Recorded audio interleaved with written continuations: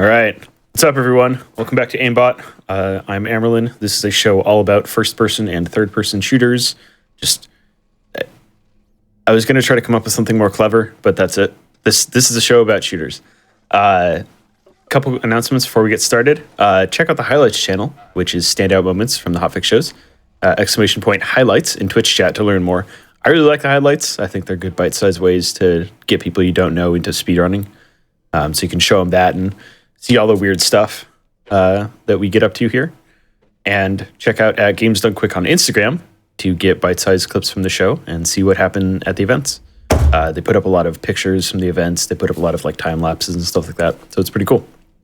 So with that said, this show, AIMBOT, started about a year ago.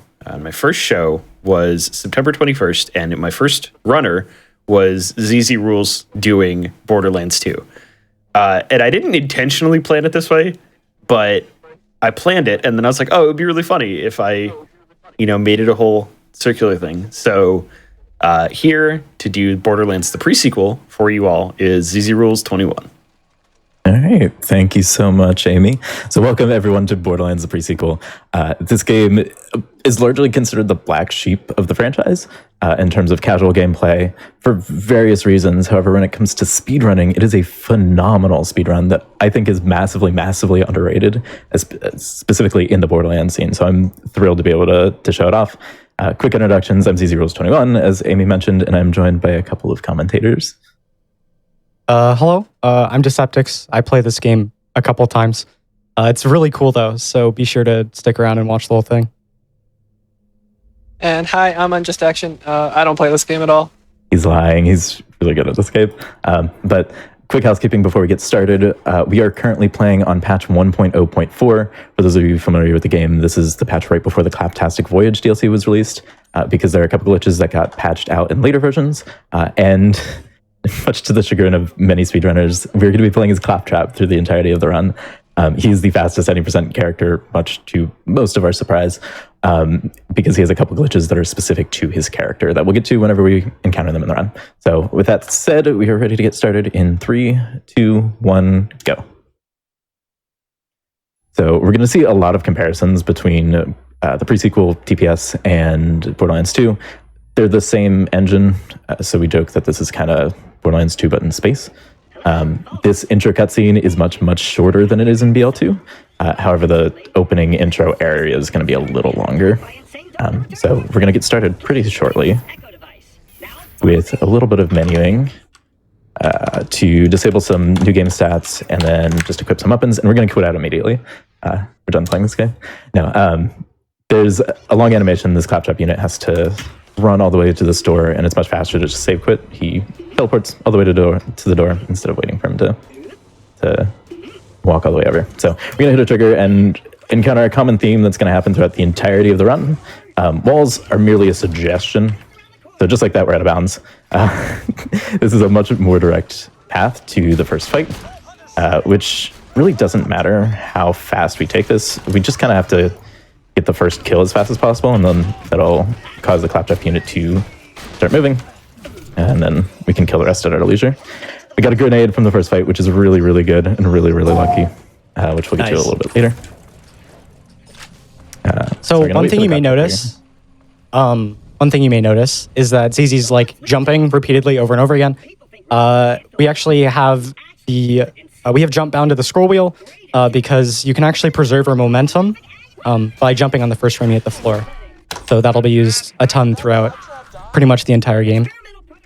And then the next bit of tech that we're going to be seeing throughout the entirety of the game, every character starts with an echolog in their backpack, sort of gives backstory for why the character is where they are right now.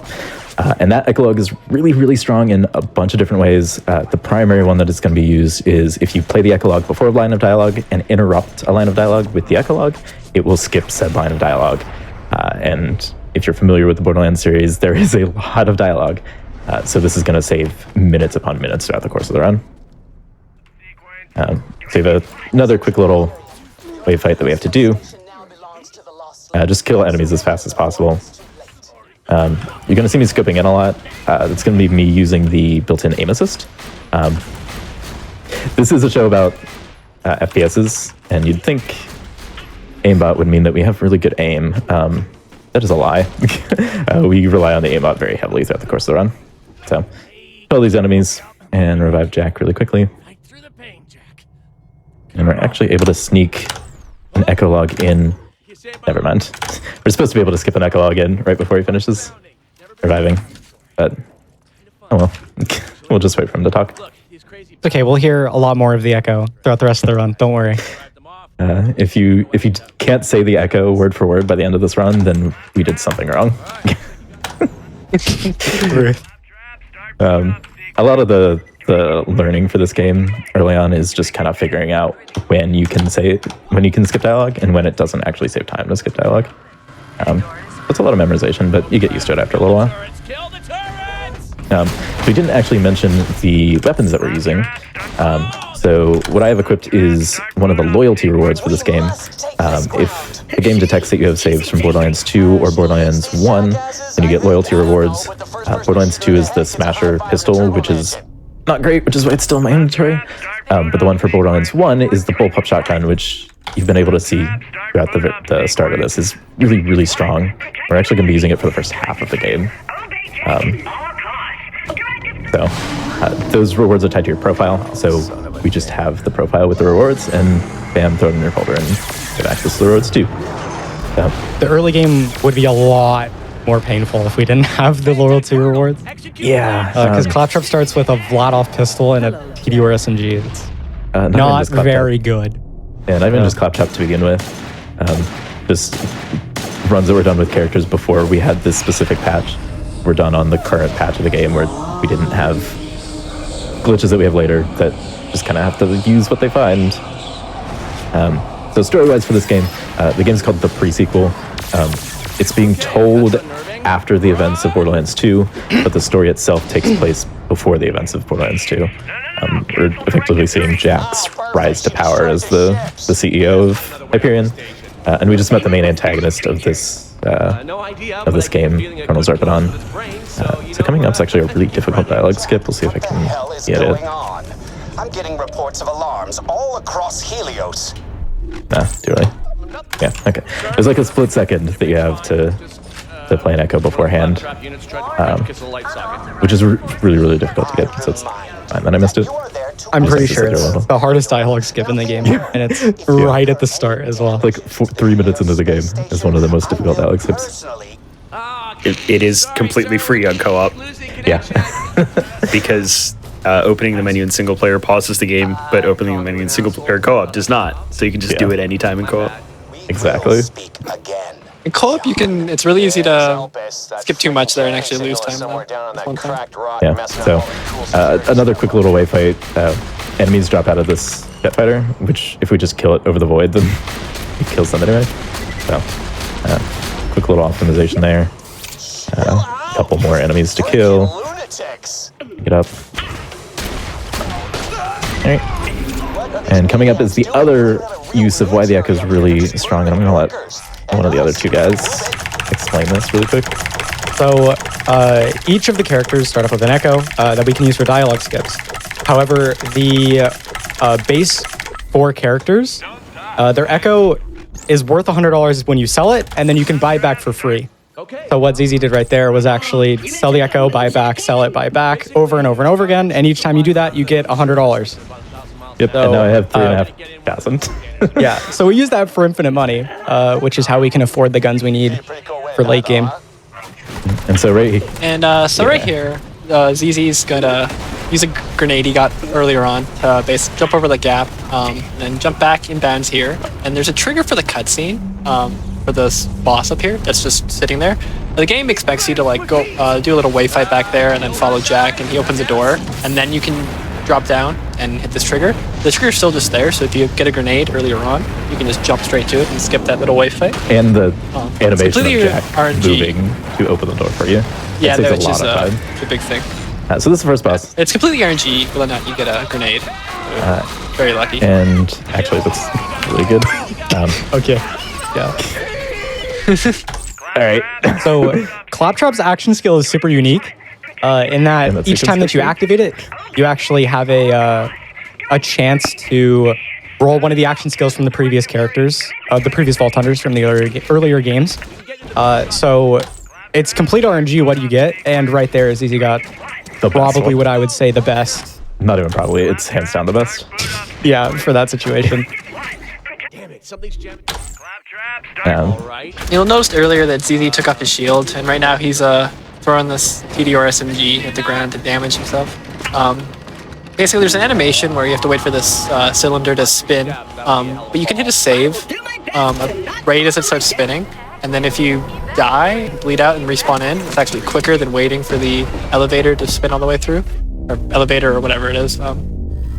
So he does a death warp here, and it saves a few seconds. It doesn't save too much time. Yeah, it's like 3 or 4 seconds faster than in co-op. But, you know, the other partner actually rides. Waiting is slow, you know. So I can join you. So a little bit more echo skipping, and then it's just after this is basically an auto scroller to wait for Jack to finish all the way. So more time for more money.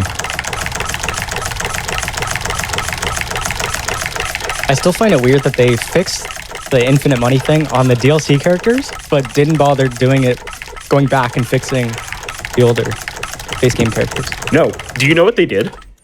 What did they do? They halved the money that you get back, because if you have a DLC character Echo in your inventory, all the main game characters will sell for 50, or sell for 50 and buy back for 0. Oh, It's really weird. I don't understand. yeah, that makes sense. Yeah, that's the Borderlands way, dude.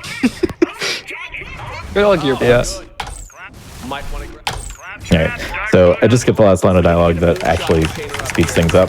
So now it's just get as much money as I can before I have to progress the story. We're already at $12,000. Details. Keep in mind that like guns here sell for about $80 for each singular gun. So we have a little more money than we're supposed to at this point.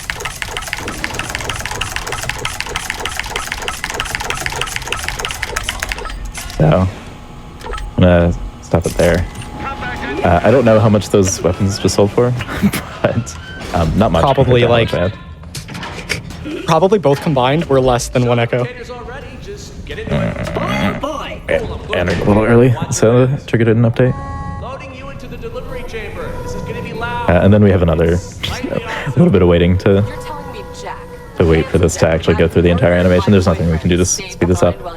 This is the primary reason why this intro area is much slower in this game compared to BL2. It feels like there's a lot more that you're doing because you're doing a lot of echo selling and dialogue skipping and different fights, but it ends up being about 4 minutes slower than in BL2. All right, we're ready to fire. Right. So that was the intro area, which leads to this cutscene, which baffles me is probably the best way of putting it. This is a cutscene every single character that you create has to watch, no matter what. Like, it doesn't make any sense. You can import. You gotta know the story. You gotta know the story. You can import. You have to wait a minute and a half of doing nothing at the end of that map to wait through another minute and a half of cutscene. Like, that's how this works. I can't do anything. The only way to get out of this cutscene is to Alt F4, and if you do that, then you have to watch the cutscene anyway. It'll put you right back into it. Even if you take a character that's completed all 3 playthroughs and is in the final playthrough and import that completed mission data into a new character, you'll load in, watch this cutscene, watch a second cutscene that's exactly like this, and then get plopped into the last playthrough. It's baffling why it's done this, and our load remover thinks it's a load screen. Yeah, that's what I was going to mention is, the load remover detects this as a cutscene, so there's a special thing in the TPS load remover that adds on exactly the length of this cutscene to any run. It blows my mind that stuff anyway. So we watch all that, and we're actually just going to quit out anyway, because there's a dialogue skip that we can only get by spamming our inventory key. We can play an echo split second that we load in and skip Janie's lines here. So this is Janie. She's, again, compared to BL2, the Hammerlock equivalent in this game, trying to get you through the opening areas, progress you through to get to the hub world. And just like with the Hammerlock, we have to wait a little bit. We can't can't really save quit to speed things up. So we just kind of have to wait for her to run all the way back from our moonshot over there to her place over here. I just love how fast NPCs move in the Borderlands games. It's just gotten better. No, they haven't. They move really fast. Some of them have gotten better. Some have them. Like she's trying. We actually had to hit that. So we're in space, and the big gimmick of this game is that all the characters have oxygen. Yep. So that's an oxygen supply bubble to give us air so that we can breathe. So what I did is actually called You're a robot. True. So you don't. So what I did it was called a sequence skip, which doesn't quite mean what it means in some other games. The way we describe it in this game is that we just kind of make the echo have a really high priority, that it skips a lot of dialogue underneath it. If either Giuseppe or Undus want to go a little bit more in depth about that. So each time that you start your action skill, there's a chance that your character speaks a line of dialogue. And if you play an echo while your character is talking, for some reason the echo can't get skipped anymore, which is what we call a sequence skip. So that'll be used in a couple places. Yep. So we get our Oz kit so that we can breathe. We save quit, and actually I wasn't too happy with how that started. So I'm just gonna start a new game if that's okay. No, it's not okay. Okay. Okay. Well, okay. I believe in fine. you. I think you got it. Okay, whatever. We'll just go back. That's fine. So that was actually a glitch that I just performed. We call it a new game glitch. Those loyalty rewards, if you start a new game but don't actually create the new character, you can transfer and get new loyalty rewards on any character you choose, which is twofold. One, I can get moonstones, which are going to be really helpful a little bit later on. It's one of the currency types. And two, it gives us an on-level bullpup, which is super, super strong for the early game. It's going to be it's why the bullpup is our main weapon that we use throughout the course of the run, is because we're able to get on level 1s throughout the entirety of early game. So this is level 3 one that I have, which is actually worse than the one that I start with. We start with pre-made saves that have the perfect parts. So because of that, this perfect parted one is slightly better than a level 3 one. And you can see why, Giuseppe mentioned earlier, I'm on scroll jumping. Because if you jump at the same time, at the same frame that you hit the ground, you can perform a bunny hop. They're very original. And those bunny hops can preserve your grenade momentum, which means you can just bound across the entirety of the map. It's part of what makes the movement in this run some of the best in the series, in my opinion. So we're over here. We need to get access to the car station, and Deadlift here is preventing that. So we have to help Janie to get access to the car station. Pretty standard Borderlands mission archetype for early game. Car station, get access to the car station. So we have a boss that we have to kill after this. I missed the sequence skip, unfortunately. I have to skip all these lines individually. And I'm a little low on XP. I'm not going to be able to get the strat that I really like. I didn't quite kill enough early game. So here we get introduced to jump pads. They're exactly as fun as you think they are. And we use them a little bit for some really fun movement throughout the run. So next boss here, Deadlift, who has a 6 spacesuit. He does indeed. 6 spacesuit. And the really fun strat here is if you level up as you enter, then you get what's called a level up bonus, where you get double damage. This is going to be fun.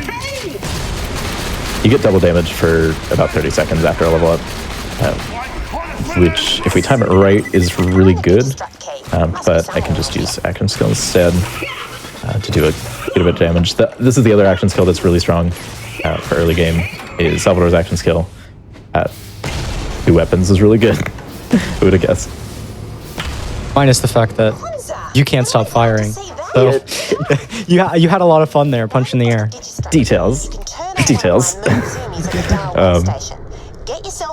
Deadlift also dropped a guaranteed weapon called the Vandergraffen, which is going to be really important for our early game as well. It's a TDR weapon, just like the SMG that we used at the start, and it has a really high mag, so it does a really high damage whenever you throw it and explodes. So this is part of another part of the really fun zero gravity. You're able to get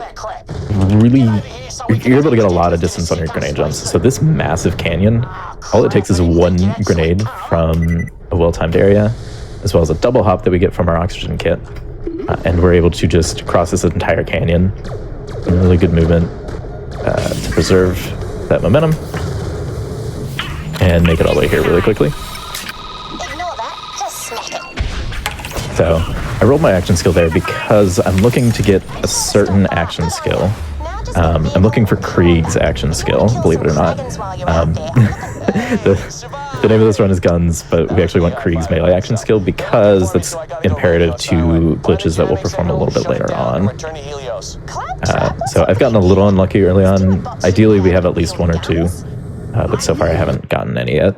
So I'm going to be rolling my action skill a lot throughout the course of the run, usually right before I'm able to cancel it in case I get a really bad one. But we'll be doing that throughout this early game. You see, there's no bad claptrap action skill. Yeah, okay. You mean the one that kills you? There's details. Details. And that's not even a joke. One of Claptrap's co-op action skills is a nonsensical sacrifice, where if you have a co-op partner that's down and you roll your action skill, there's a chance that you down yourself to revive your teammates. And that's not even one of that's Claptrap's whole gimmick. He's just kind of a character that you get to mess with your friends with, for better or for worse. So a little bit of driving here, and this is fine. Just drive up the stairs, and we're going to enter the hub city of the game. So just like Sanctuary, just like New Haven, in the previous games we have Concordia, which is the main hub. We're going to be here a couple times throughout the course of the run.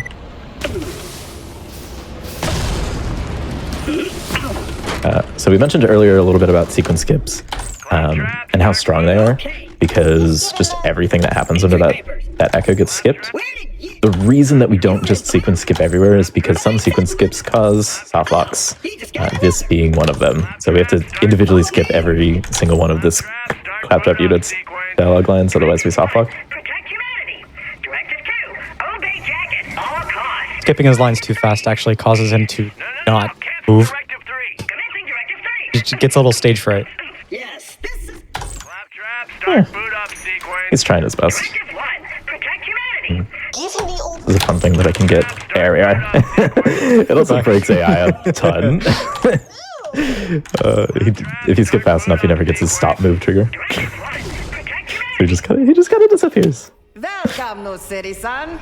So this is the part of the Borderlands games where you meet all the NPCs. Nurse Nina, this is Dr. Zed's replacement in this game, which is... I'm still not sure why they went this direction, but it's fine. I think she rules. I love Nurse Nina. Oh yeah, she's a couple of really fun assigns. So about Funzerker. So, Huckster, the guy who calls himself Mara. Yes, It's good. You mean this isn't helpful? It's helpful during boss fights. Zizi, like I said, there's no bad claptrap action skill. Just get out of here. Okay, save quitting. So save quit there, and I'm gonna do another new game glitch. This is gonna give me a level 4 bullpup, which is actually gonna be guaranteed better than the starting one that we have.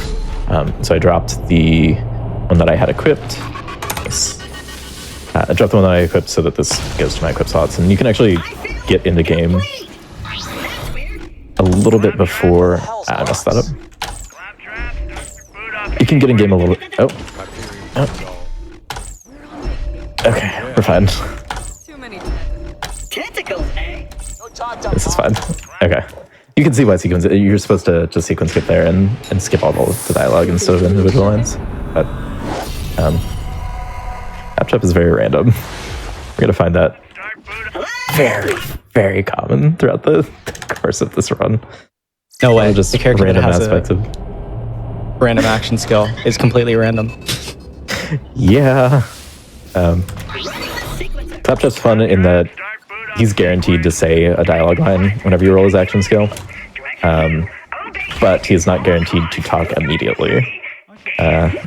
So sometimes you just have to wait for him to say his dialogue line for you to be able to get a sequence skip in.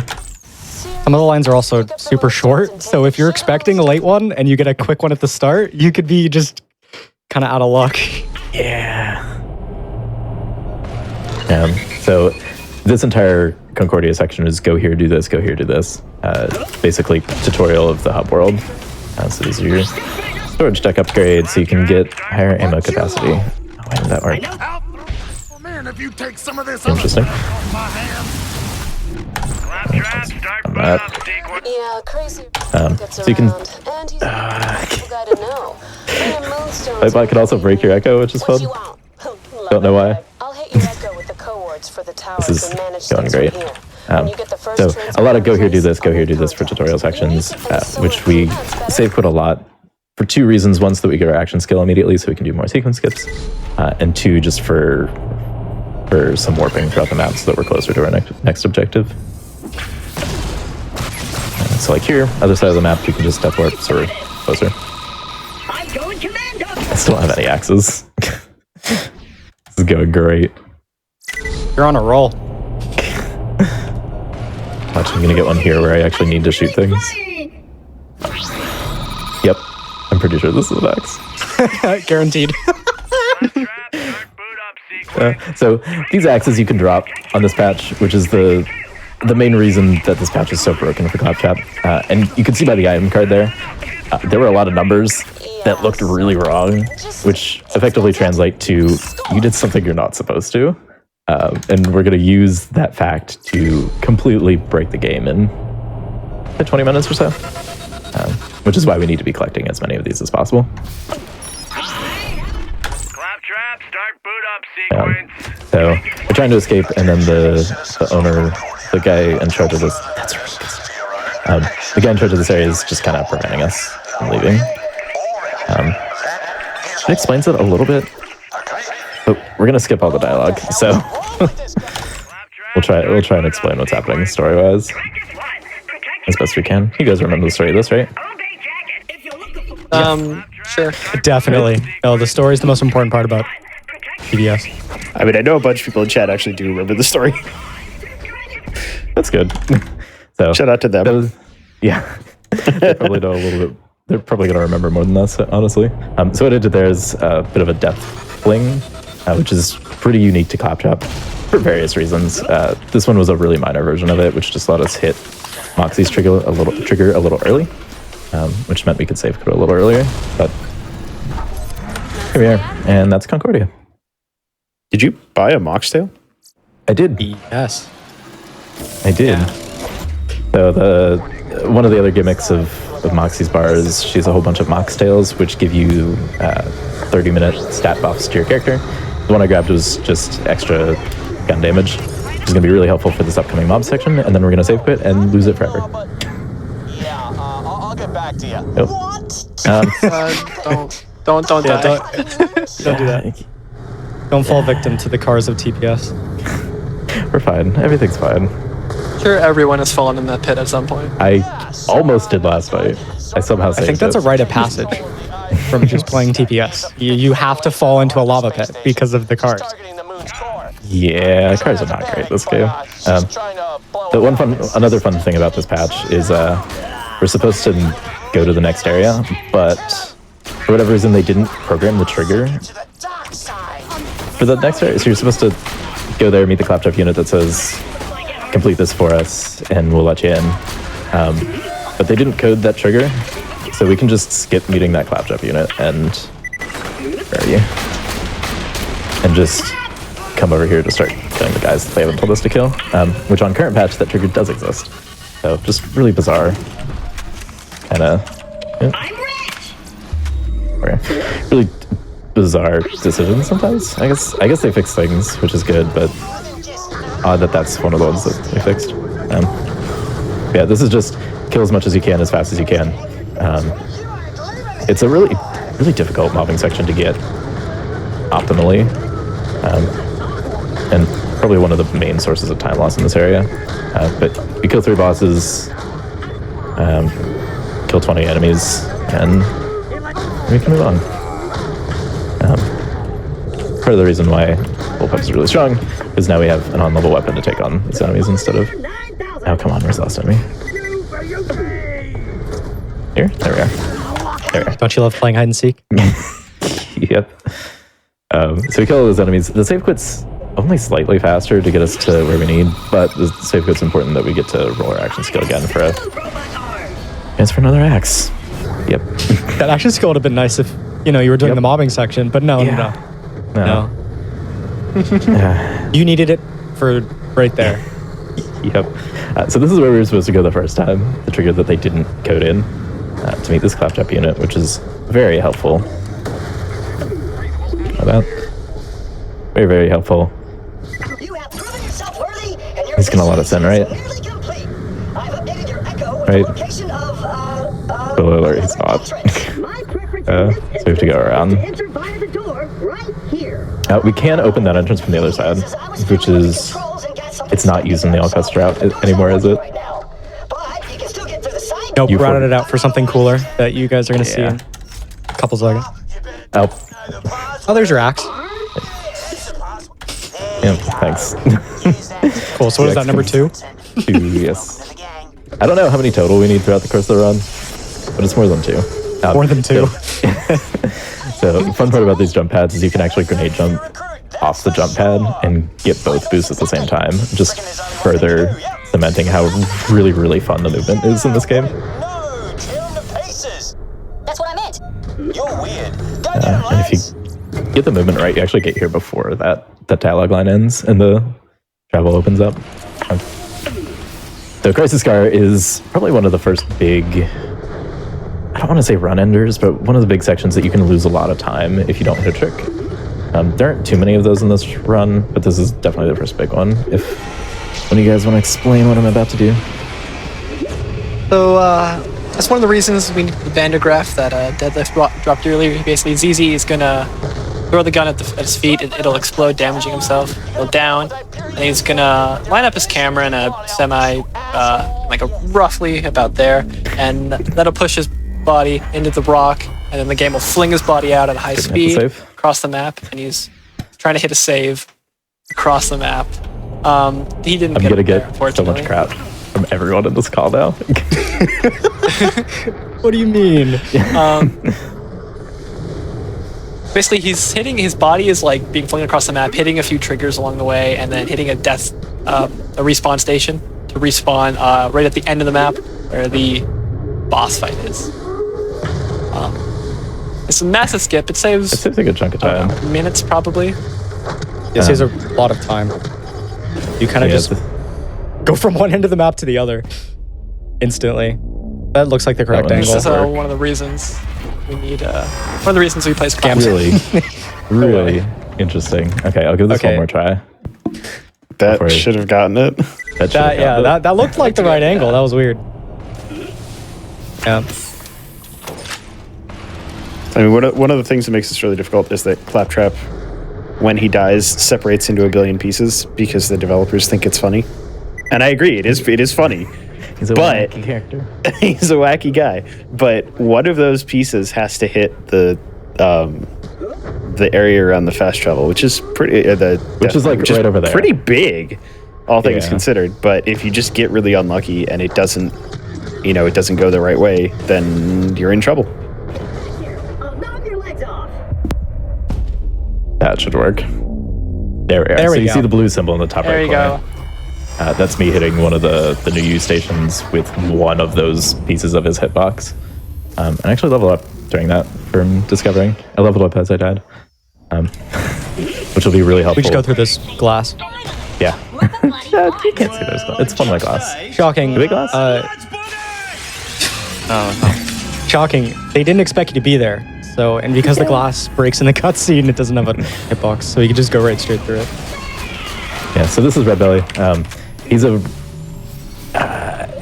a boss that can soft lock really easily. What I was doing for deadlift was I was kind of butt slamming him with our This is really good. But then it's going to be really not have good. to do the movement after. Here, that was a boss. Yeah. Claptrap. This will run out soon, right? I love watching this. Shotgun. I can sprint, which is good. Sometimes that doesn't. Sometimes I can't. Oh yes, the reload with your hands. Yep. I can't scope it actually, so that did break. So yeah, during that fight, ZZ was trying to avoid butt slamming Red Belly before he phase 2 of the fight, just simply because he sometimes soft locks if you butt slam him early. Yeah, if you slam him as he's Just one jumping thing to watch away, he never goes into his transformation cutscene. So I'm always, it's faster, but I'm always really careful whenever I do it because I'm soft locking and loses a ton of time. So save quit there after destroying the relays, and I'm going to do another new game glitch, which is going to get a level 7 bullpup, which is the first time we can get an elemental one. If we get shock or fire, it's really good. It's free damage.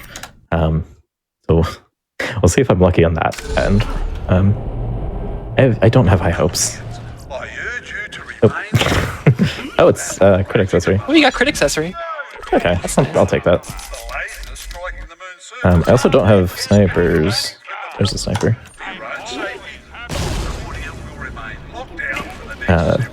So what I'm going to do here is actually pick up on the side quests. This is 80%. We're not going to be doing we're going to do one side quest throughout the course of this run. None of the side quests are necessary in completing the run aside from that one. But one fun part about side quests is they have really, really high dialogue priority. Higher than echoes. It's basically equivalent to getting a sequence skipped echo. And so we're going to be using quests throughout the run. Basically, their intro dialogue telling you what you want to do for the side quest has really high priority. We're going to be using that through the course of the run to do some dialogue skips where we don't have to skip every individual line. Seriously? You idiot machine? Congrats on getting a third act. Hey, we're killing it. We're killing it now. So this actually, it was mentioned earlier, but we skipped the dialogue. The guy who runs the town is called the Marif. We'll see the payoff for that joke a little bit soon. But we're going to confront him for basically being behind the guys that tried to kill us in Red Belly. I'm glad that I got the crit accessory only to first enemy to kill, the one that doesn't have a crit spot. So we're going to kill all these enemies and just do a quick save quit, which, same as what we did at the start of the game, is just going to move NPCs faster than watching them run.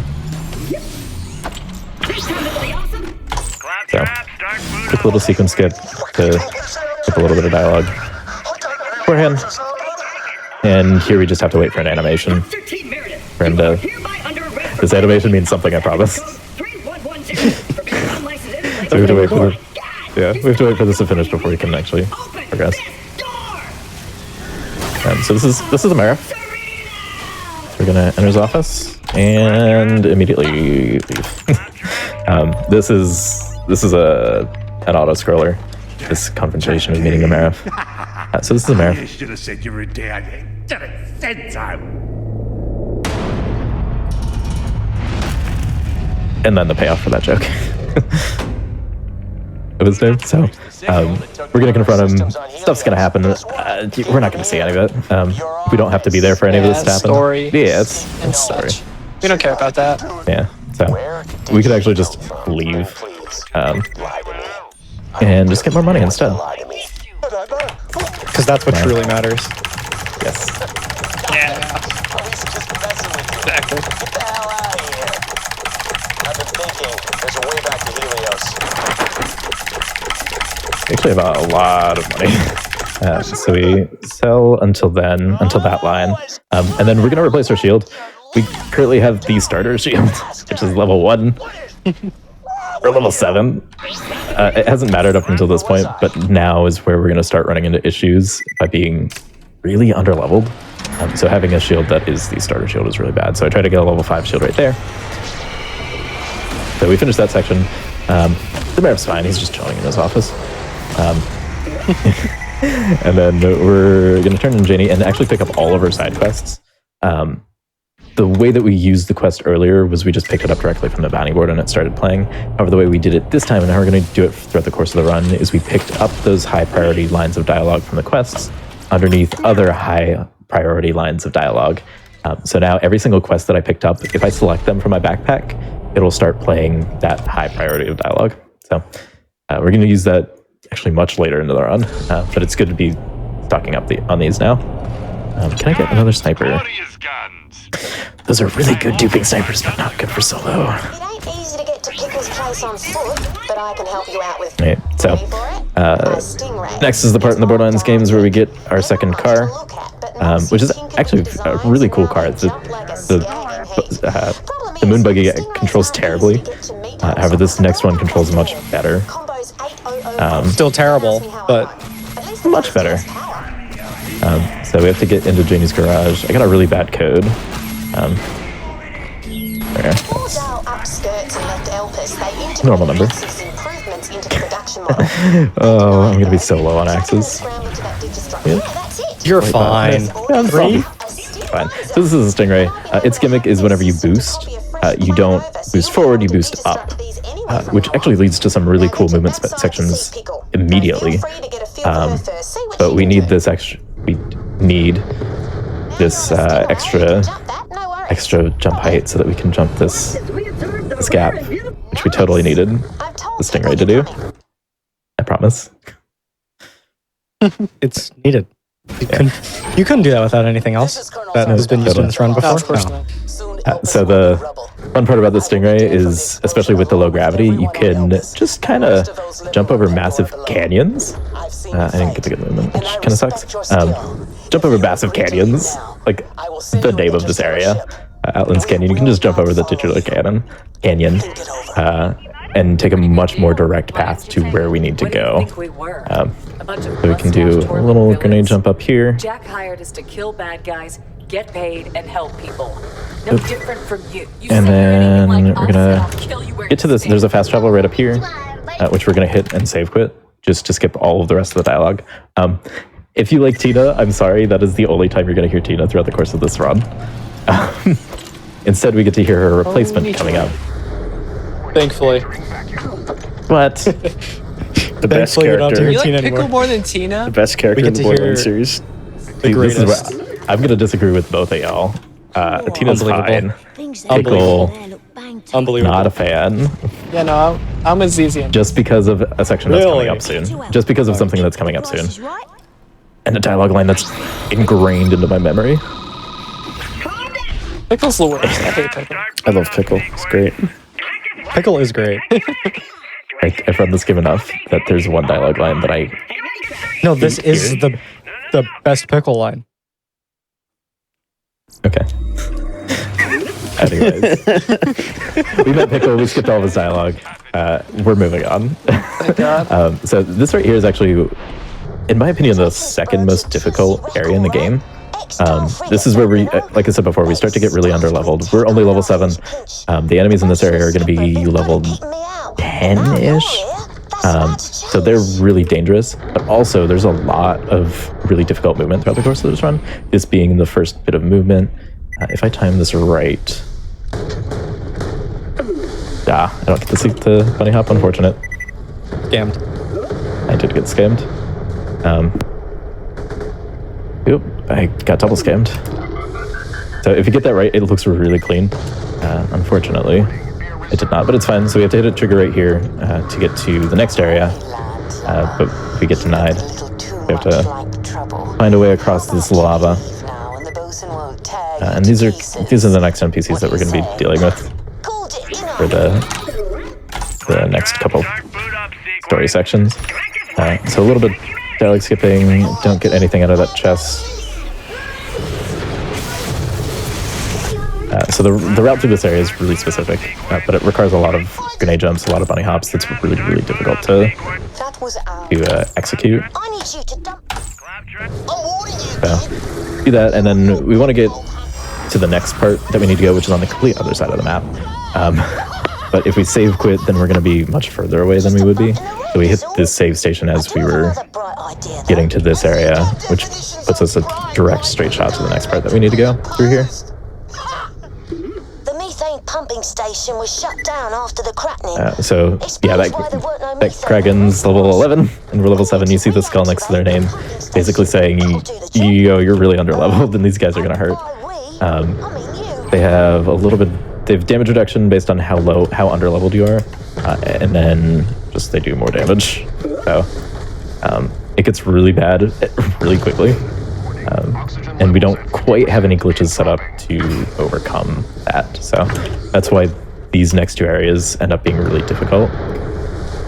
Oh, I think I get the good movement here. Yeah, there we are.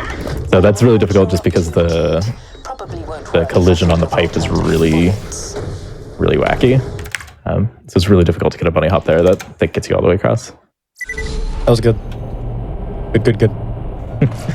And then save quit because the next part is right next to the fast travel station that we need to go to. So we're supposed to go all the way around, but they didn't quite make this wall high enough. We can just kind of get into this camp from here, and then do a little boost off this jump pad to get to the very top. And then you don't have to here, but I do a safety save quit just because those jet fighters hurt, and they can very easily down you. It also gives me a chance to get nades. And then we get to do the movement from the first time again, so we'll see if I can get it this time around.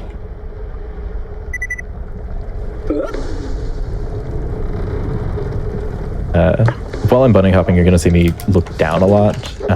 Bunny hops are basically frame rate dependent, so looking down just gives me a higher frame rate, which makes it more likely to hit these bunny hops. There are also some pieces of terrain that just don't really let you bunny hop off of, which is very awkward in a lot of areas. Yeah, so I didn't get the really cool bunny hop, but it's really difficult to get, so I'm fine with that. The alternative isn't too much slower. So basically we got some methane. I think that's what we used, methane. It freezes the lake and we can run across it. There's a dragon that spawns, we don't have to kill him. Just ignore him before he spawns. And then we get to go to the next area, it's time. It's time.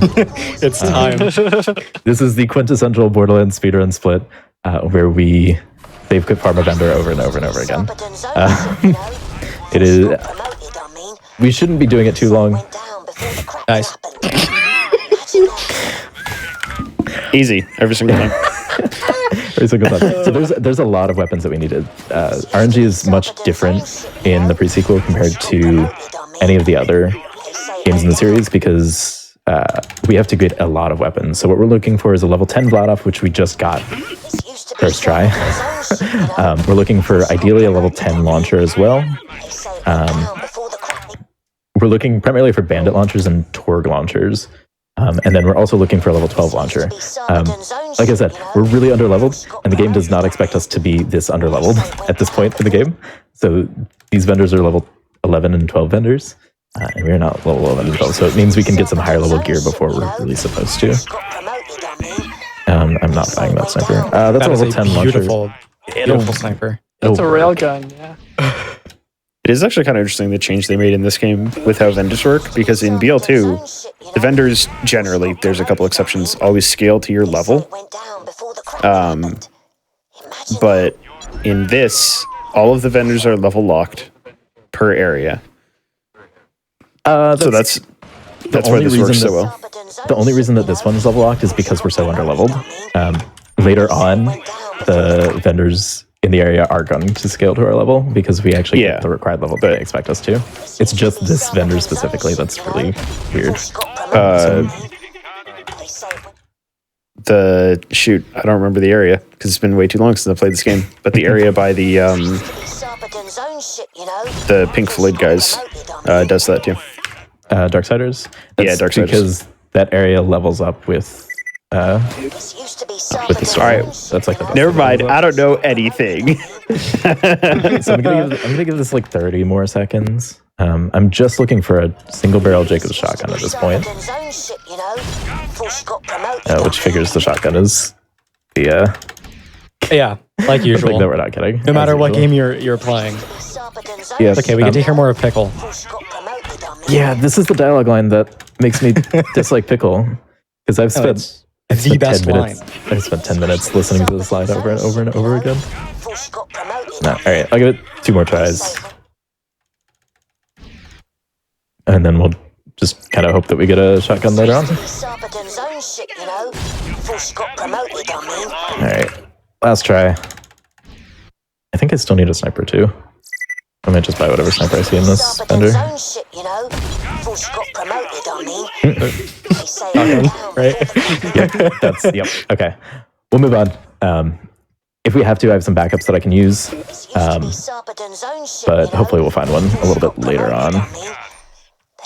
Yeah, all right. So this area is hands down, without a doubt, the most difficult area in the game, because, as we said before, really high-level enemies, really enclosed areas, and no glitches to overcome those level gaps.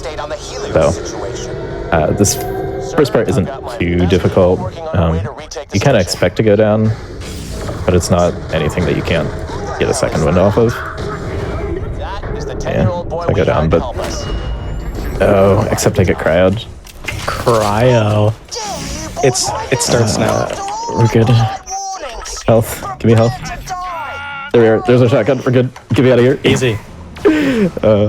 Easy. So this area is kind of nifty. You don't go through it the intended way. DZ's gonna do a sequence skip here, then actually do a death fling. Which is gonna put us basically. Like this map's a big loop essentially. And this is gonna put us at the end of the loop, and then we're gonna go through it backwards and hit a few triggers as we go backwards through the map. That saves a lot of just running through the area and having to go all the way around and do everything that way. Yep. So we do that death work, and then now we get to use the axes. So, one of y'all want to explain the axes and what I just did? Go for it, Unjust. Okay, so basically there's this glitch called merging, which takes the properties of one gun and basically transfers it onto your character, and that's what we need the axes for. Don't really know why the axes do it. The axes just kind of cause the game to break and not really understand what gun you're holding. So as you can see, there's 2 guns like kind of merged inside each other here, hence the name merging. Yeah, it's really prevalent in this game compared to Borderlands 2. This is a returning glitch from Borderlands 2. But the difference here is you visually merge, so you can actually see physically I am holding both weapons at the same time. Kind of the same thing. Yeah, and the gun ZZ merged with is called the Probe. It's a Moxie weapon. The gimmick of Moxie weapons is that they heal you for a % of the damage you deal. And since we're so under-leveled at this point in the game, it's very, very nice to have the healing. Yep, the weapon itself... Oh, that's a railgun. Nope, that's a splitter. I lied. Whatever. The probe itself is one of the mission items for Torgo Toro? Torgo Toro. It does 5 damage. So they gave it 100% healing because they're like, oh, it does 5 damage. You're going to need 100% just for it to heal anything. So if we put it onto our shotgun, then all of the damage that we do with the shotgun is healed onto us, which is really, really strong. Current patch, they nerfed it, and it does like negative healing. Great. Kid, can you find... Heals the enemy. Yeah. You shoot the enemy and it heals them. Yeah. So you can sort of see why it's so strong having healing in this area. These are very high level enemies. And just being able to stay alive no matter what. I'm there, lady. This is There's a fine. yellow button next. Yeah, and this is probably the worst room in the game. It's very difficult to stay alive in this room. There's a lot of high level enemies in a very small area. Good work, that's done it.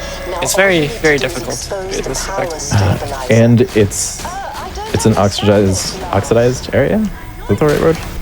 It's an area that has an atmosphere, so you actually get set on fire. If you're in zero gravity with no oxygen, then you'll take fire damage, but you won't get set on fire. This here you get set on fire. Really, really annoying. And fire hurts. No, Fire hurts the robot that's made out of. we've made a galvanized flesh or whatever it is called. Yeah. Oh. Right, that's a quote, I think. Yeah, something like Right, that. yeah. Claptrap's a robot, and robots in this series take extra corrosive damage. Nice. Thanks, game. Take extra corrosive damage. So Claptrap takes extra corrosive damage, but because you're a playable character, you take extra fire damage as well. So if you have a shield up too, then you take extra shock damage, which means Claptrap just kind of takes a lot of damage all the time. This is actually fine that I'm taking damage, because I have to hit this trigger, and then whenever I entered this area, I actually skipped the save station. I took a really circular path around it so that I skipped that save station because I didn't hit any other save stations. So the one that I hit from the Death Fling is still the one that's active. If I Death Warp here, there are a bunch of triggers that they show you. Like, the next trigger I'm supposed to hit, the chevron on the map, is way over there. Instead, I just take this jump pad, hit the last trigger, and I'm good to go. Doesn't make any sense, but it saves a lot of time doing this Death Fling, or Death Warp. There's a lot of triggers in this game which you don't actually have to hit. Yeah. Which is very, very nice for speedrunners. Citizens of Fine. It's actually one of the few games where you can skip the breadcrumb-like trigger, which is really nice. Cryo. Stop. We love Right. cryo. We love cryo. Alright, that's a shield that I can use. So our level 5 shield's fine, but we prefer having turtle shields, which massive shield percentage at the cost of some of your health. Just much better survivability. So this here is the most difficult boss in the speedrun. How you take him on is almost entirely dependent on what action package you get. So we'll see if I get lucky or I get an axe instead. You're getting an axe. I'm getting an axe. Zizi, you're getting an axe. It's happening. No? Okay. It's not an axe, but it doesn't help, really. You can do this two ways if you don't get a really helpful action package. You can use the Bullpup, or you can use the Vandergraffen, which does increased shock damage, which really chunks his health a lot.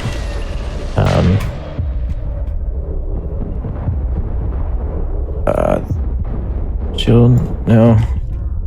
This might be a death. Yeah, unfortunate.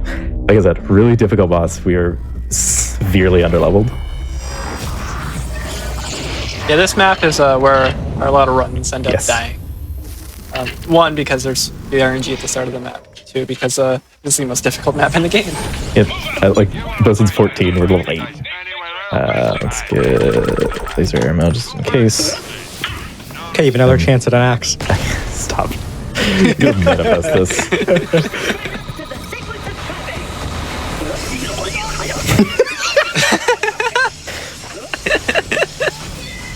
You're welcome. Thanks. Appreciate it. Yeah. It's okay. It means that I get second win bonus. Same exact thing as level up bonus, except a little bit less, which means I get to do a little bit more damage than I would normally. Got me next to a second wind. And Bosun also has these little robots around the map, constantly regenerating his shield as well. Yeah, it's part of the reason why if you get a shock pulp up here, it's super strong. It's because he always has a shield. But he's dead. Wasn't too bad. I've had far worse. And I still have a corrosive dot on him. So nice little sequence skip here. And we turn in the story quest and we get our next backpack slot, which is we're like an hour into the run at this point, and in a speed run, and we're just now getting our next backpack spot. Just part of the reason that the game's not that great casually is because some really weird progression choices. One of which being you spend a good chunk of the game with of the early game with just 2 weapon slots. Really You're like baffling. halfway through the game at this point, and you've just unlocked your 3rd slot. Yeah.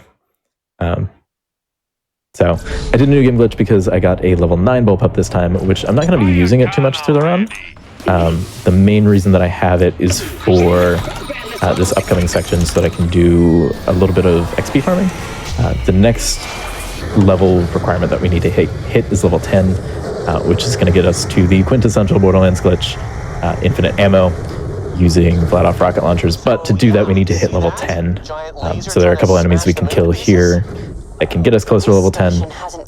So getting a higher level weapon to get these kills is really helpful. Plus more redstones. Not going to complain about those. So, look her in, and here we have a perfect one. Nice. It's just that easy. It's just that easy. And then I'm going to spec into... Our skill points haven't really mattered to this point, but now is where they start mattering a little bit. There.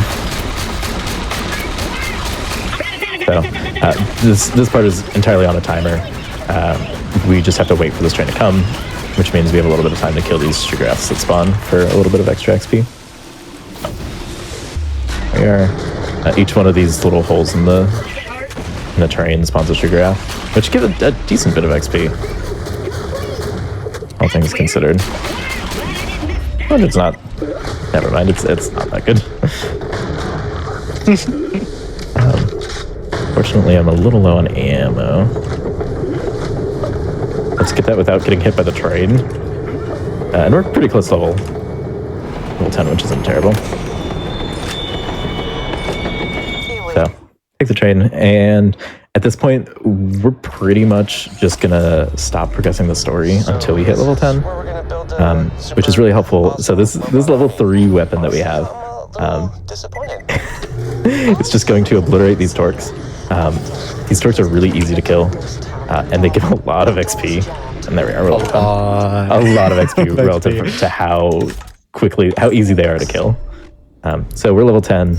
And we're going to start using a lot of these axes. If y'all want to explain what I'm doing here.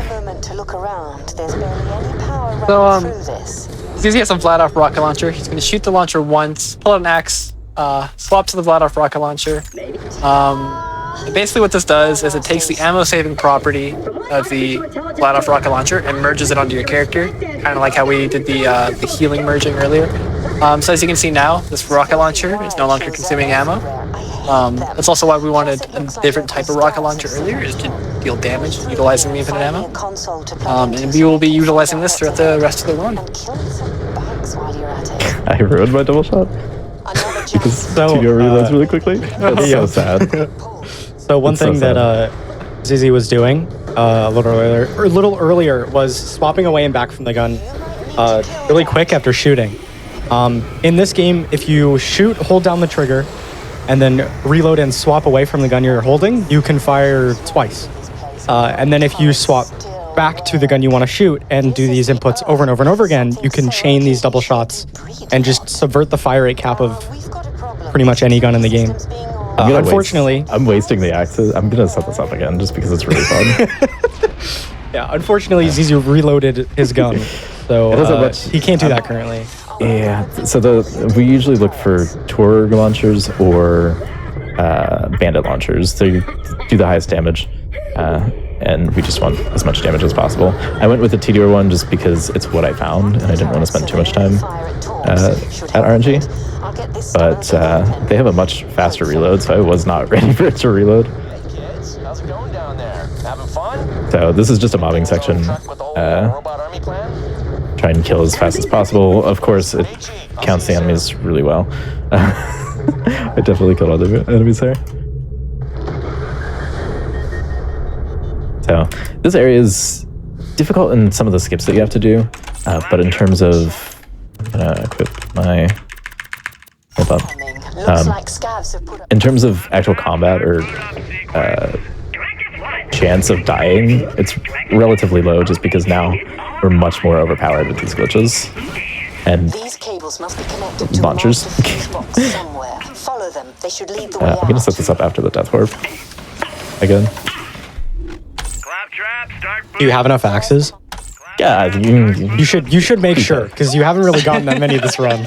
You should make sure you have enough before you get rid of them all. I'll be fine. Oh, you know what? I'll leave it to you. I'll check how many I have after I die. There. Yeah, so you can see Corsive just kind of obliterated me. But that didn't stop me finding We still take a lot of damage because we're still really underleveled, but we have much better survivability with the healing and just much higher damage with the launchers. So it's not too difficult or too scary. So we're supposed to clear out that entire room, which opens a pathway to this next area. That's really slow, even with these glitches. So we can just jump out of bounds. We just save station from out of bounds, and then we die to get back in bounds. So I'll be diligent and check how many axes I have. I got a decent bit from. Oh right, yeah, RNG. Forgot about that. Yeah. So I am a-okay with this. Wait a minute. There's no greater honor. Okay, that should be right here. Fire. There we are. Infinite ammo, and then get our healing back so that we can survive Mini's work in this game. Alright, there we are. Echo. We'll pop the trigger, and then here we go. I really like Gladstone, honestly. So this is another wave fight section. A lot of this area, if we're not doing any out of bounds, is a lot of nope, don't reload. Is a lot of mobbing sections. So trying to be able to mob as quickly as possible is really imperative to going through this area quickly. Where are you? I'm pretty sure he was about to kill himself there. Enemies don't really have self-preservation, so he just kind of shot a barrel and almost killed himself. So this is Gladstone. We're going to use a quest and just ignore Gladstone. So we had that quest saved for a little bit whenever we picked it up from Genie. And this quest dialogue has a lot of priority and just skips all of Gladstone's dialogue. Not quite there. I don't have nades. Missing that and having to skip every dialogue line individually loses so much time. It's insane. So, oh come on. So this out of bounds isn't too difficult, even though it's a double nade jump. It's much easier than it looks, just because you can spam them to get out of bounds. I don't think that saved any time, just because of how many times I missed it. But it's fine. It's fine. It means I can do this fun movement. There we are. I love that movement so much. Yeah, so a little bonus here is nice. So the point of the story that we're at right now is we're learning the origin of the constructors, which are ever prevalent in Borderlands 2. Yeah, so double shotting is fun. So we get to Titan robots so that we can start building these constructors. And again, more mobbing we have to do. This is actually a perfect time to get infinite ammo too, because just the sheer amount of mobbing sections we have to do at this point. So, another fun part about this area, and with the infinite ammo that we have set up, is that the variable that's set to give us infinite ammo, the Vladov -1 trigger, is actually a global variable. So if anyone in the game fires a Vladov rocket launcher, you lose your infinite ammo. And this enemy can spawn with a launcher, one of which being a Vladov, which he can shoot and try to kill you and make you lose your infinite ammo. So that's one thing that thankfully didn't happen this time around, but has happened frequently. And again, phenomenal. You cleared out the scavs. I cleared out all the scavs. Yeah, don't worry about that red dot. You cleared them out. Yeah, it details. So, A lot of this area is, again, sort of like Concordia and go here, do this, go here, do this, go here, do this. So just knowing what lines you have to skip. Just this time with the threat of enemies killing you. Like we all love. So Blackbot's actually interesting for these types of areas. Oh, there's the guy. Interesting for this area because it's not just damage. We don't just heal damage that we do, or that we shoot from our weapon. It's any damage that we do will heal us. So Blightbot just kind of flying around damaging enemies heals me. So Blightbot's not too terrible right there. This is the point in the game where getting Funzarker is actually incredibly detrimental. There's the last eye. There. Incredibly detrimental because our offhand, if we get Funzarker, does not get infinite ammo. So we will run out of launcher ammo very, very quickly if we get Funzarker. An eye converter? That's the dumbest thing I've ever heard of. Why the hell would they make an eye So this is creating the constructor's high crit spot. Interesting about Oz kits. Really? Because it looks like a toaster. The Oz kit that we get throughout the run doesn't matter too much. Like, it's not make or break for the run if we don't get a certain Oz kit, but we are looking for Acrobat Oz kits. They just give us increased move speed for slamming. If we go and get one, great. If not, then we just use the starter Oz kit. So. Okay, now head back to the main room. Flip that latch and the cage should open. This area we just have to wait for this animation, so we just kind of have to survive as best we can. Much more difficult than it seems. This constructor will be able to digistrike highly complex. But we finish that, and then this is a really long animation of the constructor moving to the next area. So we would normally save quit to skip these animations, but we don't want to get rid of our infinite ammo or our healing. We don't use even more axes than I've had to use already. So instead, we just use the area travel that's right here to travel out. It functions the same way as a save quit without having to lose any of our merges. So we did that there, and then we'll do it one more time throughout the area. It's also just better because remerging takes a long time. Yeah. In general. It takes a lot of resources. So not only does it takes save a lot of time. axes, Yeah. saves time as well. The turrets just need to be calibrated. Oh, this is Oh, that's okay. a fun part of the run. It's a fun. Big question mark. We have to. We're trying to create the turrets that go on to. The constructor ends up being different than what we end up planning. Or base stuff. It's supposed to have its own turrets instead of just spawning turrets. So instead of calibrating them like normal people, we just have to kill enemies to calibrate them, which means we have to wound them for the turrets to shoot and get the kill. It is obnoxious, to say the least, especially in later playthroughs where you deal a ton of damage. If you saw Deceptic's geared run at GDQ, if you have the right gear, you just obliterate enemies, and the same goes in this game.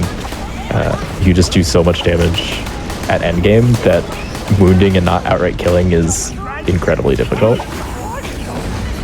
Because, like, there's 3 wounded enemies, and of course the turrets are going for the badass. It's not even just like endgame where this is difficult. You do more damage than the turrets, and you are 5 levels under. Like, you see level ranges from 14 to 16. We're level 11, and the turrets have more trouble killing than we also have a couple glitches. Details. So the turrets are calibrated, whatever, it took a while. But one part is we have to wait for some of these doors to open, which seems kind of slow. We're just gonna jump out of bounds. I said at the start, walls are merely a suggestion in the Borderlands series. So we just don't have to wait for the doors to open. Instead, we can just hop in right here, and yeah, we're at the body that Felicity's gonna take over, which will look familiar. Actually, never mind. These are the legs that she's gonna take over. Never mind. I know this game. Okay, plug me in. So coming up is going to be another mobbing section. You see me opening pretty much every chest that we encountering here. This is the last area that items in world are going to be on level for us to be able to use in the course of the run. Everything from this point on is going to be too high a level for us to use. So open some of these chests as well as this moonshine chest, which is just kind of okay. I was really hoping we got XP relic there. That would have been really funny. Or XP moonshine. So that's a guaranteed high level or high rarity chest. What is Felicity doing? Why is she way back there? Okay, whatever. Guaranteed high blue or higher for rarity for the weapons with a chance of having an added effect on it. We don't roll it for any of those effects in this run. We're just rolling it for just guaranteed high level weapons, high rarity weapons. But we didn't get any, which is unfortunate. It's part of the reason why, another part of the reason why I did the extra new game glitch was to get enough moonstones to be able to open that chest, because it takes 40 moonstones. This will be fine, right? That almost wasn't. Not bad, Buttercup. You turned all those scavs into Yeah, so this is just mobbing section after mobbing section after mobbing section, which is a little annoying, but again, just highlights why this is the perfect time for us to get infinite ammo. Just attack me on sight. Don't humans ever try talking to each other? So I intentionally didn't kill those enemies over there just so that Felicity goes after them, which obviously didn't work. But basically, she's the huge time gate. We want to try and manipulate her as best as possible so that she takes the best path, which didn't quite work out there, but it's fine. Why would the AI do what you would want it to do? Yeah, it happens. Oh, that's a skin. So coming up here is going to be another really long animation of Felicity going into the next area and like actually constructing. So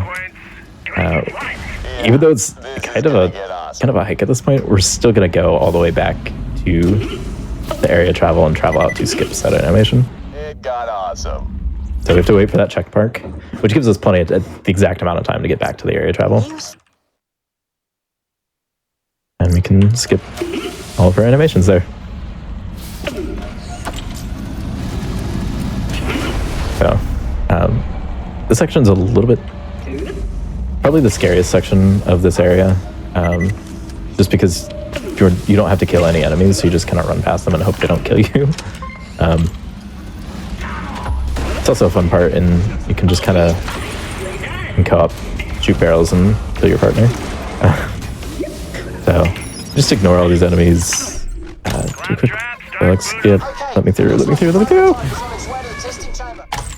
Okie dokie, tick-tock, let's do this. Enemy healing. And then I'm going to skip a couple of these dialogue lines coming up. Wait.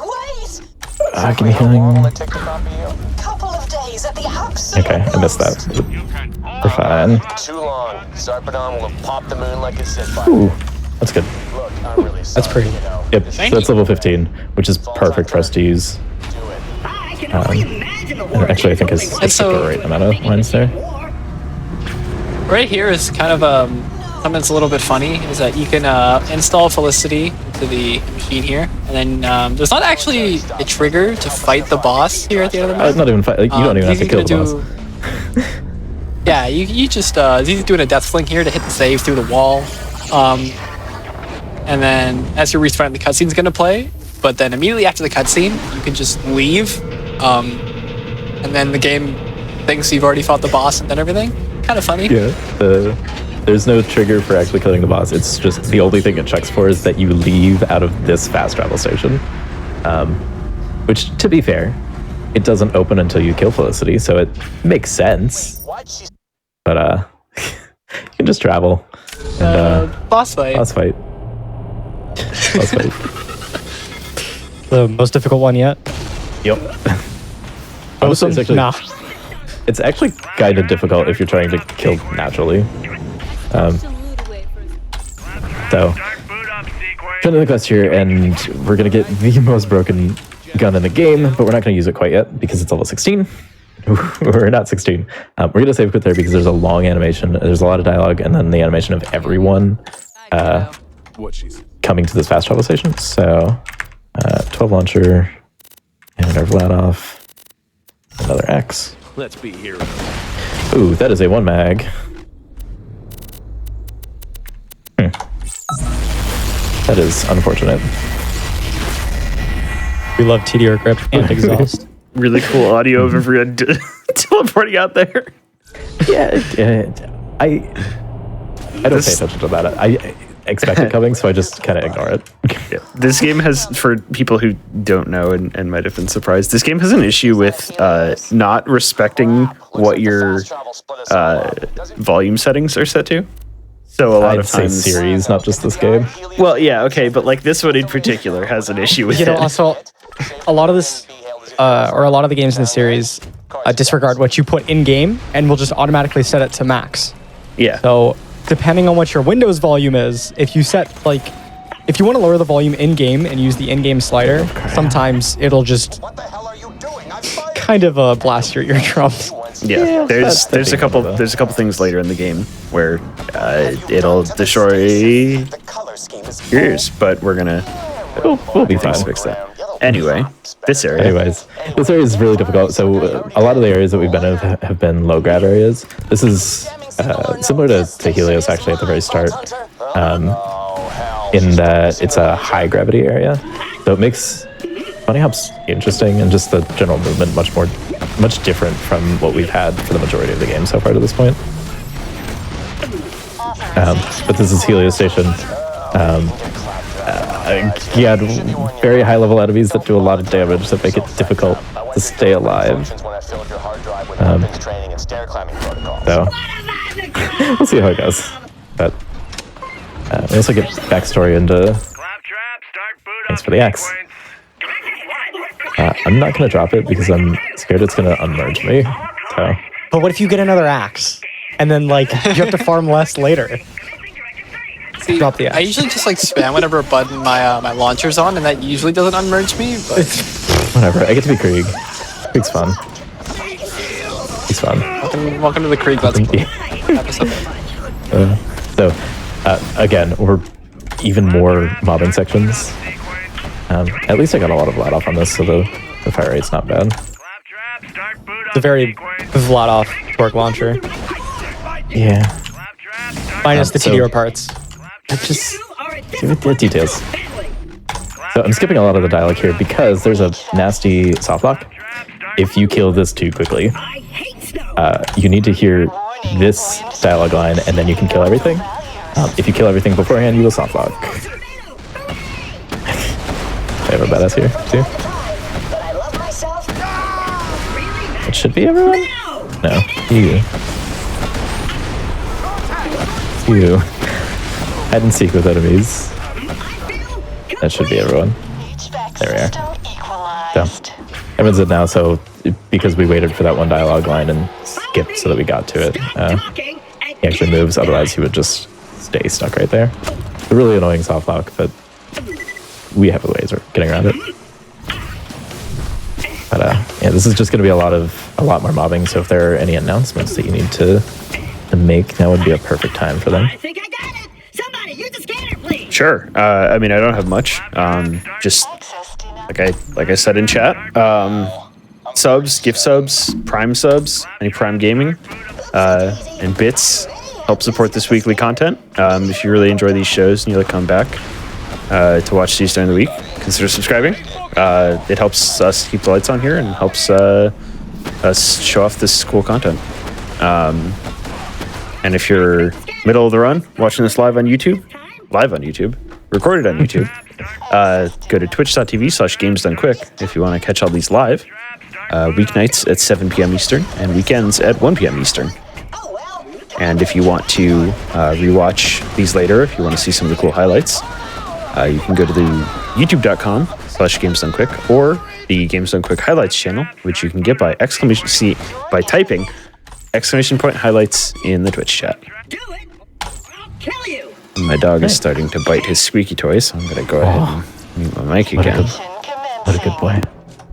Claptrap, start boot up. Yeah, so that's just a whole bunch of mobbing. It's really annoying because Claptrap is the perfect height of these railings. You can't really shoot over them, and you can't shoot rockets through them. So it makes the mobbing really, really difficult, but able to get through it. We're in Jack's office.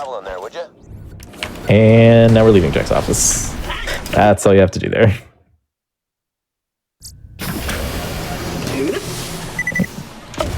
So, some of the difficulty with some of these higher grav sections are things like these stairway, trying to get the right movement to get up it. Sometimes you have to do a max height jump. It's something we haven't really talked about. We've been doing it throughout the course of the run, but something we haven't talked about is if you boost up, you get more height than... this is fine. You get more height than if you just double jump normally. And normally... gonna stay alive? No! That's so close. So close. Normally you don't have enough height in these high grav areas to get a butt slam. So, like, I can't butt slam here, but if I look up, then I do get enough height, which is just a really weird quirk with this. But I've been using it throughout the course of this. So sometimes you have to do that to get up some of the stairways. So if you liked mobbing, we get a little bit more mobbing, just with torques that get to just occasionally mold into the terrain. Like that. He's a little stuck. So we have to kill these enemies. The rest of the area gets more difficult afterwards, just because there's a lot of out-of-bounds sections. But we have to start off with some even more mobbing if we didn't have some already. I really like the combat in this game. It's one of the things that the thing that drew me to this game was I think the combat is far better in this game than it was in Borderlands 2. And that's a common theme in this game. The pre-sequel does so many things right, and by all means it should be a better game than Borderlands 2. It just isn't. The skill trees are better, some of the NPCs are better, there's a lot that's really good about this game, but it just, the sum of its parts doesn't match what the game actually is. So it's really, really unfortunate, but the combat is definitely what drew me to this game casually. As well as in the speedrun, I think the combat is really, really fun, especially whenever you get your swap reloading, which, thanks to this launcher, I have not been able to do as much.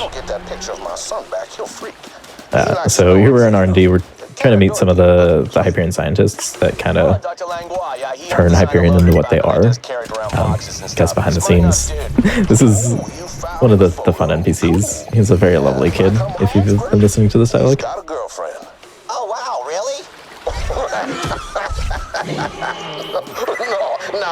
No, I'm just kidding. Like I said, lovely kid.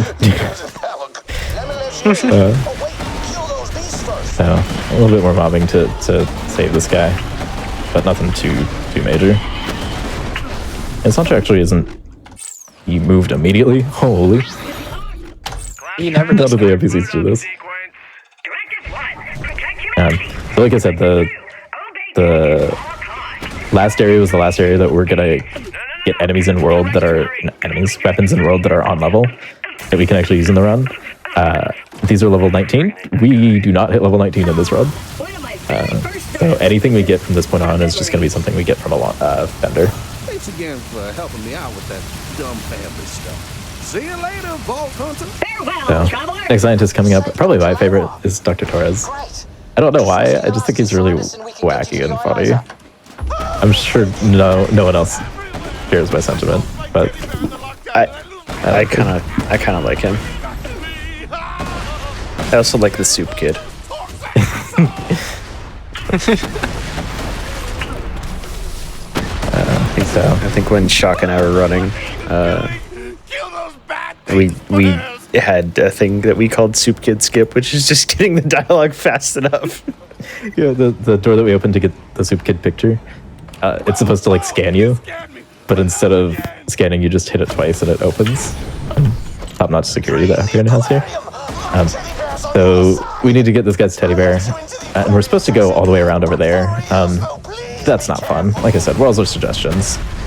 So we're just going to go all the way up here and do a little death warp and hit this save station to the very end where we need to be, so that we can avoid having to travel the entirety of this map, pretty much. It's a really easy skip to hit as Claptrap. And technically, that can hit the trigger that we hit inside his arena, but it's not consistent, and I soft locked in my last practice run, so I did not go for that. Claptrap, start boot up sequence. Directive 1, protect humanity. So, in this aquarium, why there's a teddy bear inside an aquarium is beyond me. I have Where else are you gonna keep your teddy bear? Anywhere else? We have to get this queen. I'm pretty sure his dialogue says he dropped it when he was running away. We don't listen to dialogue. We're True. I did not pay attention to that. So this is the odds kit that we're looking for, but it's too high level. Fortunately. Claptrap, start boot. Yep. So we can do the same skip that we did before, except go the other way. And this saves a minuscule amount of time. And it's really difficult for the amount of time that it saves, but you can sort of navigate around this, and then this wall doesn't exist. You can just go over the door that he opens for you before he opens it. And then save another scientist, because these guys are very good at defending themselves.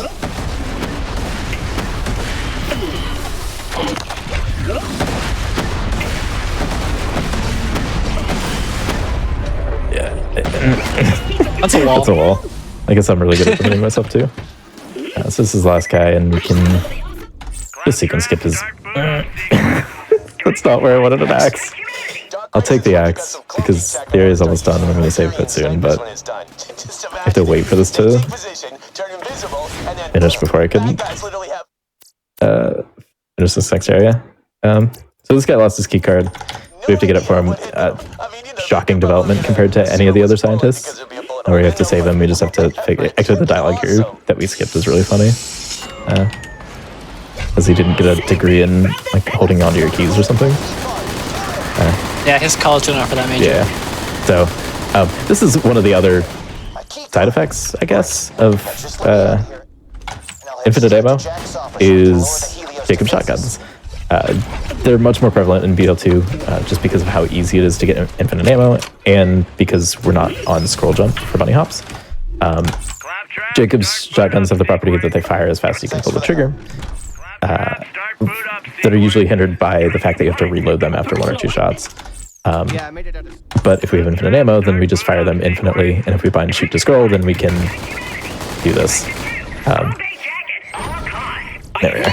And now we got Jack's pocket watch, which is why he can turn it invisible.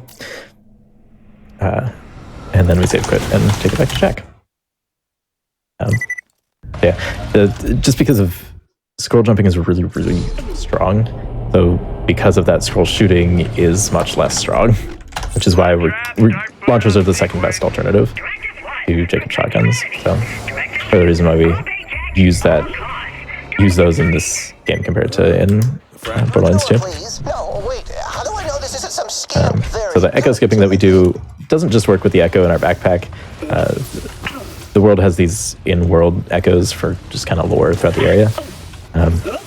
And if we play an echo in our backpack and pick one up in the world, then we just skip all the dialogue. Really fun. So this is kind of like the big turning point in Jack's transformation into what he ends up becoming. Again, back to the story. There's a traitor somewhere that ratted out Jack to Zarpedon. So he doesn't trust any of the scientists now, so he just kind of... he says goodbye. He says goodbye. Gives them all a little trip.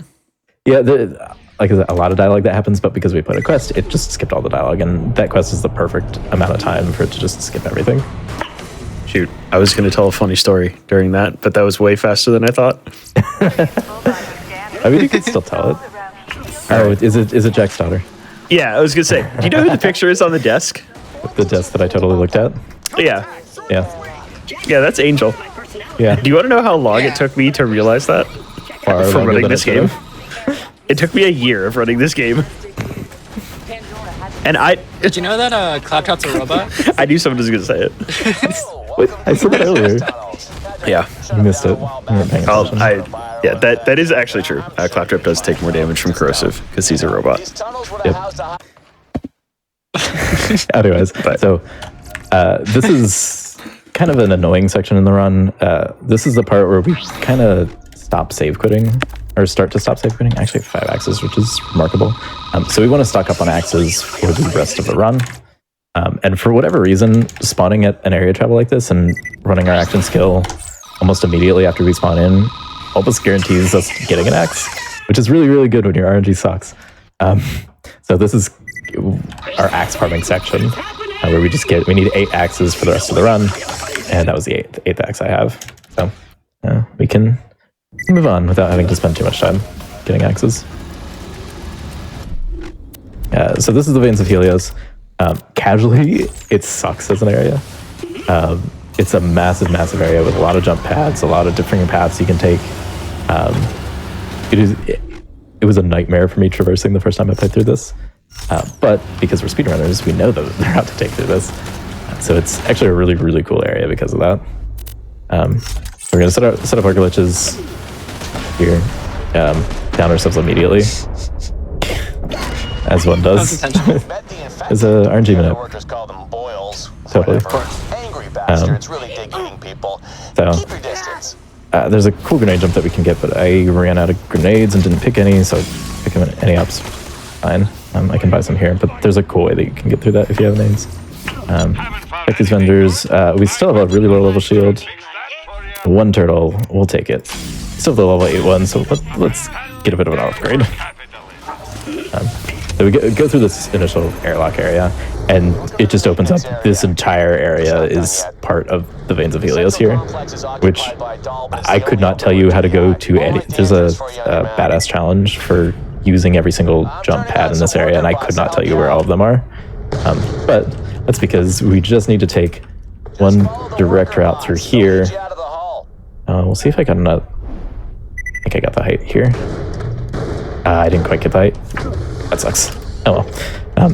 A direct path here. This isn't the path you're intended to take, I say in quotations, because you can see where they're telling you to go in the game, but from where the showrun is. But if you go here, they actually have a voice line program. Found another way in, did ya? Guess that works too. Which I think is really cool. It's not the intended path, but it's like a dev intended, not intended path. So it like rewards you in game for finding a cool way through. Which I totally. I think they were forced to add that just because of how big of a mess this map is. That's very possible. Are you okay? You alright? Unfortunately, it was down, so I couldn't play an echo. We just kind of have to wait for this dialogue to finish playing. If we set off a chain reaction in the basically, we're destroying Hyperion property so that we can move through. Just like normal things that people do. Just destroy your company's property. Wow, that sounds crazy irresponsible, huh? You should probably fire me. This is fine, right? There we are, I see you. Yeah, we're fine. The hitboxes of these things are really awkward to play around, especially whenever you have these engineers that create things that just kind of pull you in a million different directions. We love wormhole generators. Yeah, love engineers. So we destroy that regulator over here. Second verse, same as the first. Go here, don't down yourself. You know you're supposed to shoot the regulators, not the ground, right? Yeah. So that's actually funny you bring that up. That's actually a problem with Claptrap. Whenever you're sprinting, you can see the barrel of our launcher points down. That's actually pointing towards our feet. So if we like you can see it go down as I sprint. If we fire right after that, then we'll shoot our feet. So it's a legitimate problem with Claptrap. He's also short. So that's really short. Like even if you're downed, it's really hard to shoot enemies with a launcher because they just go straight at your feet. Yep, exactly. You might be able to shut the laser down from there. This is the lunar launching station. It's another high gravity area, which means really awkward grenade bunny hopping. Just ignore that I was just shooting nothing and healing. Targets. Yeah. Stop it. Keep shooting. Shoot the crate for Shoot the crate for health. So this is for some reason Gearbox gave snipers 100% accurate railguns that do elemental damage and apply dots that really hurt when you're really under leveled. So this area has I don't think you're supposed to be here when you're this in level. Start boot up. Believe it or not. Details. yeah, details. Directive 2. Obey Details. We're just like 8 levels under leveled, no big deal. Follow me. We got a world. Basically any sniper through this area has a long rider, or not a long rider, railgun instead of a sniper. Because why give enemies named after weapons the correct weapon? So if you get hit by one of those, you get brought down to 0 health and you get set on fire, and you just cry. So we're going to be avoiding that a lot throughout this area. But anyways, we're trying to get into the Eye of Helios. Like I said, walls are a suggestion. So we can just escape the command center and go right to where we need to. And we can use the quest that we picked up immediately to skip some dialogue, which is really nice. Not only railguns, but just lasers are really fun whenever you use them, and part of my favorite weapons that have been added in the series. And it makes me really sad that they're not really in Borderlands 3. But whenever enemies have them, they're very difficult to deal with. Walls exist. Yep, walls, very much a suggestion. We have to disable 3 of these things. We're supposed to shoot the blue. I think I actually shot the blue there. No, never mind. Nope. It really doesn't matter if you shoot the blue or the red. It doesn't do anything different, Yeah. You just feel better about yourself. But yeah, there's a really indirect path that you're supposed to take to go like a massive circle around here and fight enemies, or we can just do the out of bounds and go directly to them. The out of bounds makes it a literal straight line. Yeah. The areas you need to go. So we're gonna use things that go boom here to skip that last dialogue, and we're gonna deactivate this force field, and we're just gonna leave once I not die. I said once I not die. Jesus Christ. There's a... There it is. Oh. So we could just leave once we deactivate that. That deactivation's on a timer that will keep running so long as enemies don't deactivate the laser. And if you just run away, then the enemies despawn, so no one will take down the laser, but the timer will still keep running. So instead, we're actually going to do the one side quest in this run. Things that go boom. The reason we do this is because this gives a stupidly high amount of XP, even on level. We're going to get a full level of XP by just completing this quest, when we have nothing to do anyway. So we get to escort this loader. Ignore what Moxie says. There's not a soldier there. He's lying to you. Hyperion set up an orbital space station surrounding Just because I don't trust it. Yeah, this doesn't actually lose any time at all. Otherwise, it'd just be a massive wave fight, essentially, waiting for the force field to drop down there. Perfect. That's just what I need to convince the board to get rid of. There's the one dot there, which kind of worries me. But more often than not, they're not going to actually deactivate the force field. Get out of here.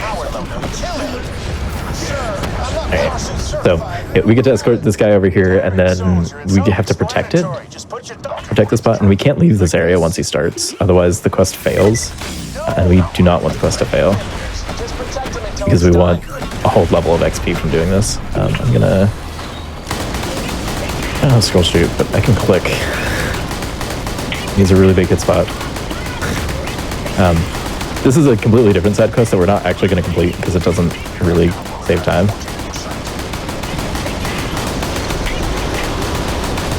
God, this wormhole. Really annoying. But we have to protect this guy and just try and not die ourselves is the name of the game.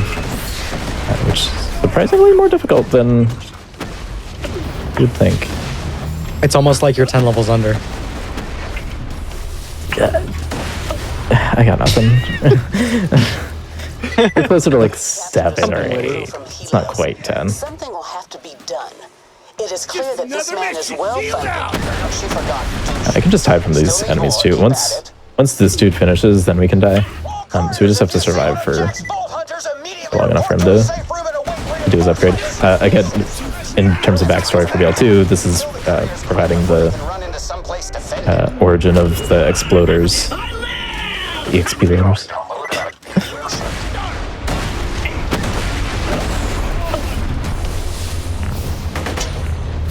So the area of this is actually really small, all things considered. Like, whenever I was up there, I was dangerously close from leaving the area and failing the quest. So it's really difficult to kill the enemies that are shooting at you without leaving this area. So he's complete. He wasn't supposed to explode here. So this is just kind of like it's not a bug, it's a feature sort of thing. And that's the origin of exploders. So we just have to not die.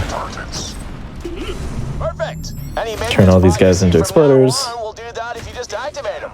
Anyway, come on back when you're done. And the last guy is just down here. Depending on how long you take, you can just kind of wander. So, like I said, that progressed the entire time. Was disabling this laser. So it's complete now. We can head into the laser and take on the next area. Everyone's favorite area. So we're not actually going to turn in the quest quite yet. It's just we're not near the turn in, which is back in the launching station. So we're going to wait a little bit to turn in the quest until we're back in there conveniently. So I'm going to, I don't have Jacob's snipers. This is fine. So I'm going to take these snipers and merge them together because the next boss is a massive crit spot. Yeah, we're going to have to go. Land among the stars. Why would you even build something like that? It's an electrical convergence. This is fine. That doesn't matter. The hitbox was really weird, so I kind of missed the dialogue skip there, which is fine. Drain the power and stop all the electricity. So, coming up here, we actually get to meet Zarpedon. Spoilers. We fight Zarpedon here, and she's a massive crit spot. So we want the crit damage from the snipers, and we're going to be using a couple of other things to just kill her really quickly. Ooh. Take that, I guess. That's pretty. Yeah, it's not bad. Get rid of that. I have level 15. It's way better than that. Son of a... Double damage. Yep. Yep. That's useful. One fun part about the pre-sequel is vendors have much higher chance of getting higher rarity items of the day, so you can very, very frequently get legendaries in vendors. They aren't too helpful in the run, but if you get a good one, it can. That one was not one. So in this cutscene, I'm going to bind to skull shooting. And then I also, before there, I spec'd into one of Claptrap's action packages. That's one of the other gimmicks of Claptrap, is some of his skills unlock different things that you can get when you roll your action skill. The one I spec'd into is Gun Wizard. And the first time you spec into his skill, first time you roll your action skill after speccing into his skill, and I'm going to run. This is fine. You're guaranteed to get that action package. So, guaranteed Gun Wizard, which gives us massive fire rate, which is really good when Zarpedon does this attack that just kind of exposes her crit spot. So I can dump a whole lot of crits into her, skip some dialogue, and kill some of the ads from here.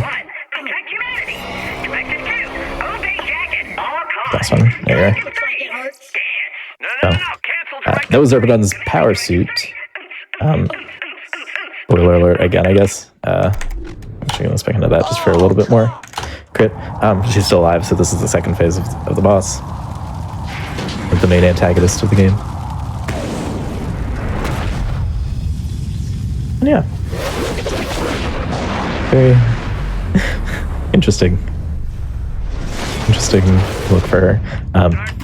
So we don't get Gun Wizard guaranteed here. We can roll our action skill, but we can just get stuff that's detrimental. So instead, we'll just ram our face into her and a bunch of crits, kill her, and then just save quit. There's a 2-minute long cutscene afterwards that we can just save quit and skip. And go into the worst part of the run.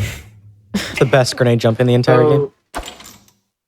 There's not a bounds to get to the end of the map here. You have to first fit yourself through this like very narrow gap, and then you also have to make sure you get like the exact amount of right amount of height. You need to reach the platform out of bounds first, and then there's also like a death plane about 4 inches above your head once you make it to that platform. So if you get too much height, you just die. And not only do you get to do that grenade jump once, you have to do it twice. You get to skip dialogue here. Save quit to skip up at wait for this check mark, and we soft lock Jack, so we have to save quit to fix it, which means we get to do it again. You do it again, and it is very difficult. It's the most nerve-wracking part of the run, honestly. Yep, so that's death plane if you get too much height. Glad I could show that off. Yeah, aside from all the underlevel mobbing and boss fight, this is the nerve-wracking part of the run. Almost. Come on, last nade. There we are. Okay. I got it. Ideally, I have one more nade. First try. Honestly, I will take that. Ideally, I have another nade so that I can get up top there where Jack is, so that I can pre-hit the save station, so that I can travel immediately, but it's fine that I didn't get it. Getting it in one cycle of my nades is perfectly fine. So if you can't tell in this area, aside from all the crazy out of bounds that I had to do, audio in this area just doesn't work at all. So Claptrap's echo, normally you have to skip every individual line of dialogue, but the different people talking in that echo just kind of overlap and overwrite the dialogue on its own. And this is the only place that this ends up happening in this game, which is really, really odd. But means we can skip dialogue without going into her backpack, so I'll take it. So you have to travel out here. Again, ideally we pre-hit this so that we don't have to wait for this animation. But doing that quickly, I'm A-okay with. So we're back to Lunar Launching Station, and this is the part. This is Jack's final transformation. If we're looking at the story, this is where we betray him. We try to kill him, and he turns into the villain that he is in Borderlands 2. But we're not going to finish any of that. It is a very, very long in-world cutscene that we would normally have to sit through, but instead we just save quit, and there we are. Now he's angry. I'm gonna grab that instead. Now he's angry and wants to kill all of our friends, all the BL1 vault hunters. It was a very fast transformation, but if you're watching it and paying attention to the story, then it's an interesting cutscene, personally, at least. So we're actually really close to the end of the game, believe it or not, for level 16. But we're really close to the end of the game. At this point, it is just a massive blitz, boss after boss after boss after boss. Which is, for better or for worse, it makes it a really difficult area throughout the run. I should have checked the vendor, honestly. I forgot to whenever. Ideally, we get upgrades to our weapons, preferably an upgraded shotgun.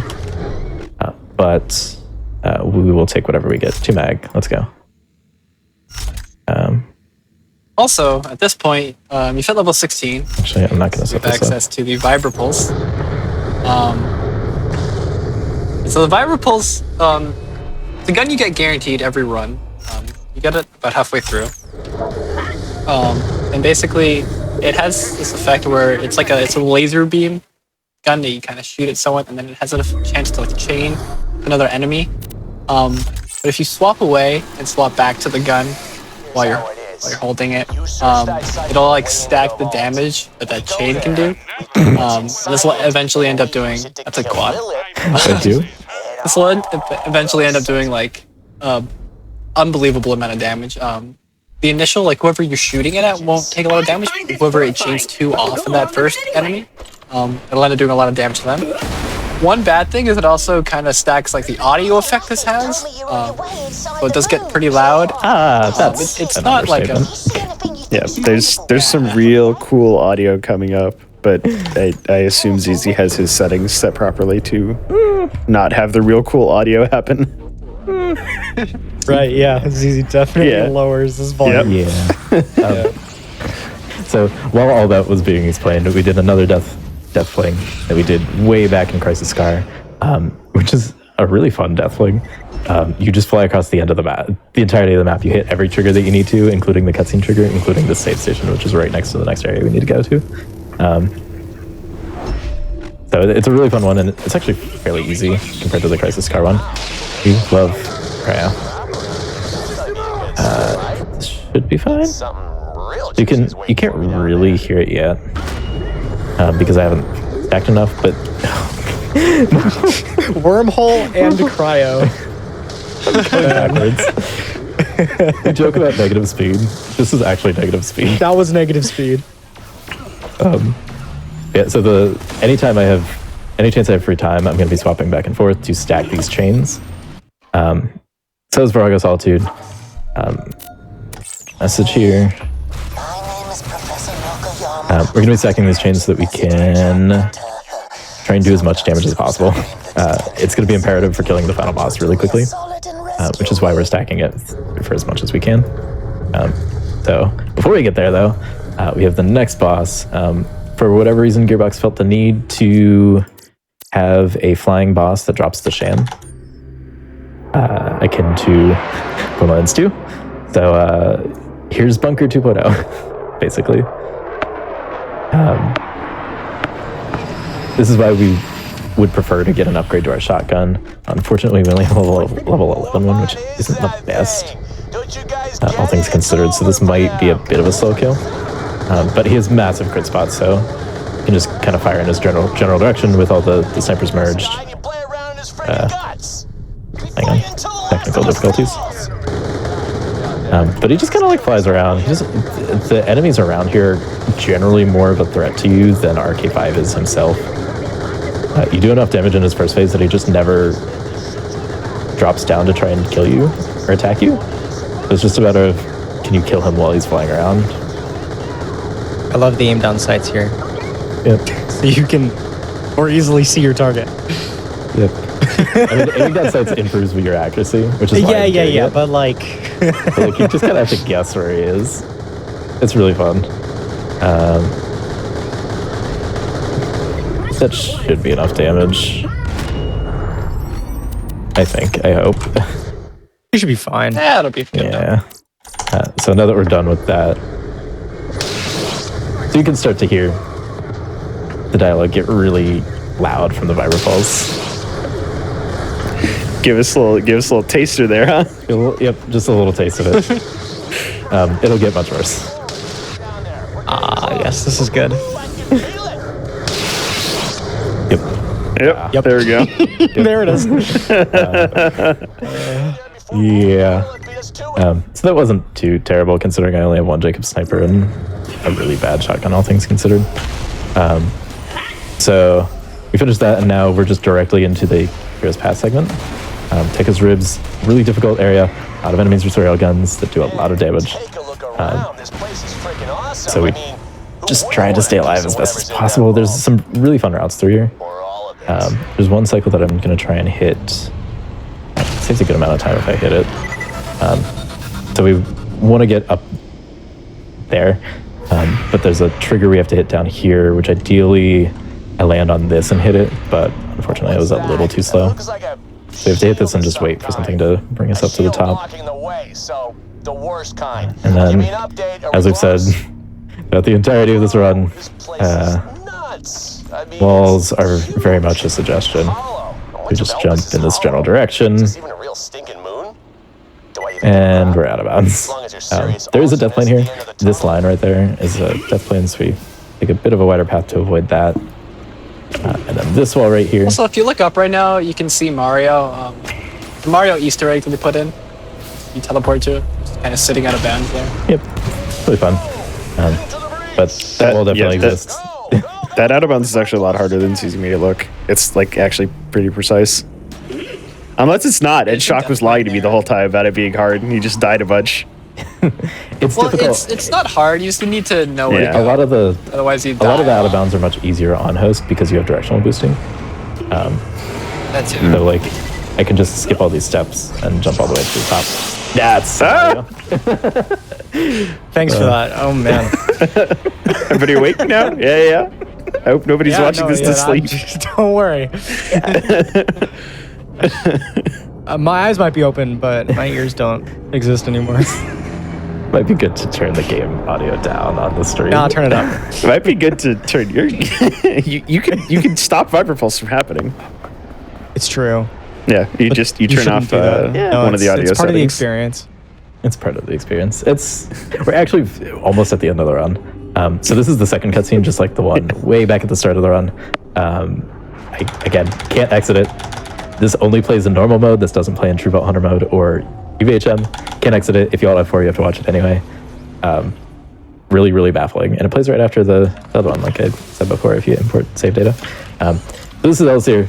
This area is a massive circle.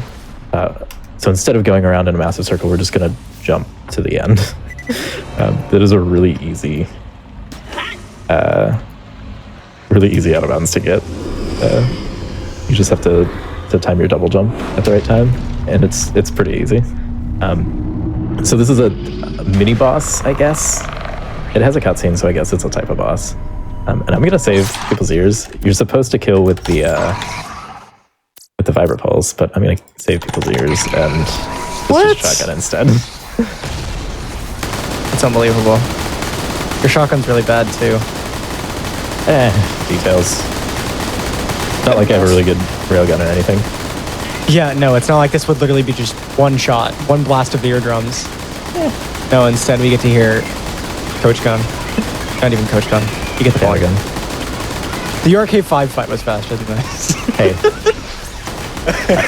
I'm doing everyone a favor. Thank you very much. You could just turn your SFX. It's true. You do have the audio slider. Nah. Want to be right on this? No, this is the way. This is the better way. This is the way. Want someone to scroll shoot, and you can't shoot a beam while you're scroll shooting. There, just the one. There we go. Or the two. No, that's what there we go. Thank you for the... Yeah, no, this is what I wanted to Fun hear. noises. This is what we're here for. I'm just trying to stay alive, okay? I have an upgraded shield, which I did not put on. Yeah, so this is the famous glitch at the end of the run. This kind of breaks the game over its knee. It's really not difficult beyond this point. It's still pretty difficult, honestly. The first wave of the Sentinel. I never. See, you're a co-op runner, so co-op has a fun strat for this first wave that we do not have access to in solo. Co-op gets to use some Windbreaker strats with this Viper Pulse. So what Unjust was saying was you need to chain off of an enemy to do this. This first phase, so this is the final boss. A staple of the Borderlands series, all the vaults have a vault monster that's guarding all the treasure in it. This is the pre-sequel's vault monster, probably my favorite of any in the series. Just a much, in my opinion, probably the best fight in any of the vaults. But this first phase has you and the Sentinel, and that's it. So you're just kind of at the mercy of whatever gear you have and whatever action package you get. So I'm going to swap to my level 15 launcher. I'm going to spec into that. Don't get an axe. Okay, we got Gun Wizard, which is the second best. Perfect. That's good. Yep. Necro Magician is hands down the best just because you get extra damage and fire rate. But extra fire rate just on its own is really good. That's really bad. I think this is a death. That is not good. I think you take the knee. Yeah. He has bullet deflection, which really hurts. So this is a make or break part in the end of the run. If you get a good action package, i.e. Necro Magician, then this goes really fast. If you have a really good endgame launcher, then this goes really fast. Or if I set up my infinite ammo a little differently, I could swap shoot, swap double shot to kill him, but I have such a low mag size that it would have taken a while to set up, so I just prayed that I got a good action package. Yeah, so let's see what I get this time around. This is actually fine. That's because if you swap Oh, true. Okay, at this point, I'm going to turn on my sound effects. This is the one-time post-infinite ammo that Gunsearcher is actually really good because 2 Viper Pulses is really strong on the Sentinel. You can see that my offhand does not have infinite ammo, which is why I keep having to reload it. But just being able to shoot 2 at a time really helps. And then once that ends, I can swap back to launcher. And the first phase is just about finished. I want to get this. Thank you. This is fine. There we are. So, just killing the Sentinel's shield. This sounds really... This is the first time I've done this without audio. I just kind of bear the pain. This is really, really jarring. Oh, I'm very used to this, that audio. I'm aware. So, at this point... supposed to get some ads spawning. There we are. There's an ad. So we can use this ad to chain off the Sentinel, and the rest of this fight gets much, much easier. And you can see the effects of the Viper Pulse. Do you want to hear them too? Aside from yes, yes, I want to hear them. All right. Yeah, the Viper Pulse glitch affects other laser guns as well. So if we just have a higher damage, which is why we were looking for a railgun through our RNG, because railguns have the highest base damage of any laser. So if he just gets a little closer... There we are, we're fine. Oh. This Guardian is not cooperating.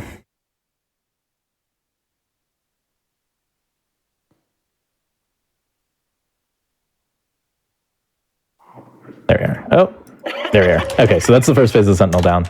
It's the humanoid form of the Sentinel. This phase has 7 different phases. Okay, I'm turning sound effects on. This is. I was gonna say, it's easy. People in chat are asking what the laser gun sounds like. Yeah, we got to know. We got it. Because this is not hearing my butt slams is. I don't even care about the railgun or the Viper Pulse sounds. Just not hearing the butt slams. It was weird just hearing Claptrap giggle. Exactly. Exactly. I liked it. It made the end of the run surreal for me. Is it good memories or is it PTSD? That's the real question. I don't know. I didn't mind TPS as a run. I think it's pretty good, actually. Like I said, I agree with you. I think this is one of the better Borderlands runs. So anyway, this is chat. Here you go. You asked for this. You guys asked for it. So this is the next phase of the Sentinel. We have 3 phases in this Empyrean form, which is really fun and interesting from a... There we are. So you want to... so you want to do you want to kill the shield with the railgun, and then afterwards he has this massive crit spot, which you want to use shotguns to just, if he cooperates, shotguns to just pelt his face with crits. So that's the first phase of this form. We have 2 more. We have a shock phase, which is the most annoying one, because the Viper Pulse chains do shock damage, and the shock phase resists shock. So this is another one where we just kind of roll our action, skill, and pray. Hey, gun wizard. I'll take it. Not bad. I've definitely lost runs to just getting detrimental action packages, so getting good action packages here is really nice. So we just kind of have to pelt his face, try and sneak as many crits as we can through his face shield. And then that phase is done. And we have 1 more phase, which is a corrosive phase, which, if you remember, Claptrap is indeed a robot. So we take a lot of damage. We take a lot of damage from that phase. I'm surprised. There's usually a bunch of ads, but there's the ad. I'm guessing the death kind of ruined things in terms of enemies spawning in here, but whatever. So, more Viper Pulse. Yep. And there's less Viper Pulse. There goes my healing too, I think. Yeah, you don't need it. Yeah. Or the crit. Or the crit, yep. So we just need to finish off the last bit of his health. Oh, having a bad shotgun here. Definitely noticeable. And this is fine. So we kill him. And that's the end of the run. We have to. There's a little bit more time before time ends up happening. But I get to finish the run with my favorite dialogue skip in the game. It's not a bottom boom, is it? Oh, okay. It's just a really good launcher.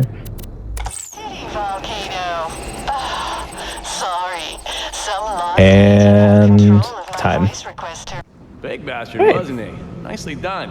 That was a very good run. That wasn't too bad. Good stuff. Wasn't too bad. I don't want to get I'm interrupted. really happy I got that Eye of Helios skip within one set of nades. That's like the big thing. Little thing. So this is the end cutscene. This is where Jack gets his mask and why he wears a mask. We can't do anything with this. We have to sit through this cutscene. The only way to get through this is to F4 your game. Which you could save quit before this cutscene happens, but if you don't, then you just kind of have to either sit through this or Alt F4. But yeah, that was Borderlands the pre-sequel. It is a very, very fun run. I've had a lot of fun throughout the years I've been running this, and both solo and co-op. Just going, I love it, and I'm really glad that I picked it up on a whim.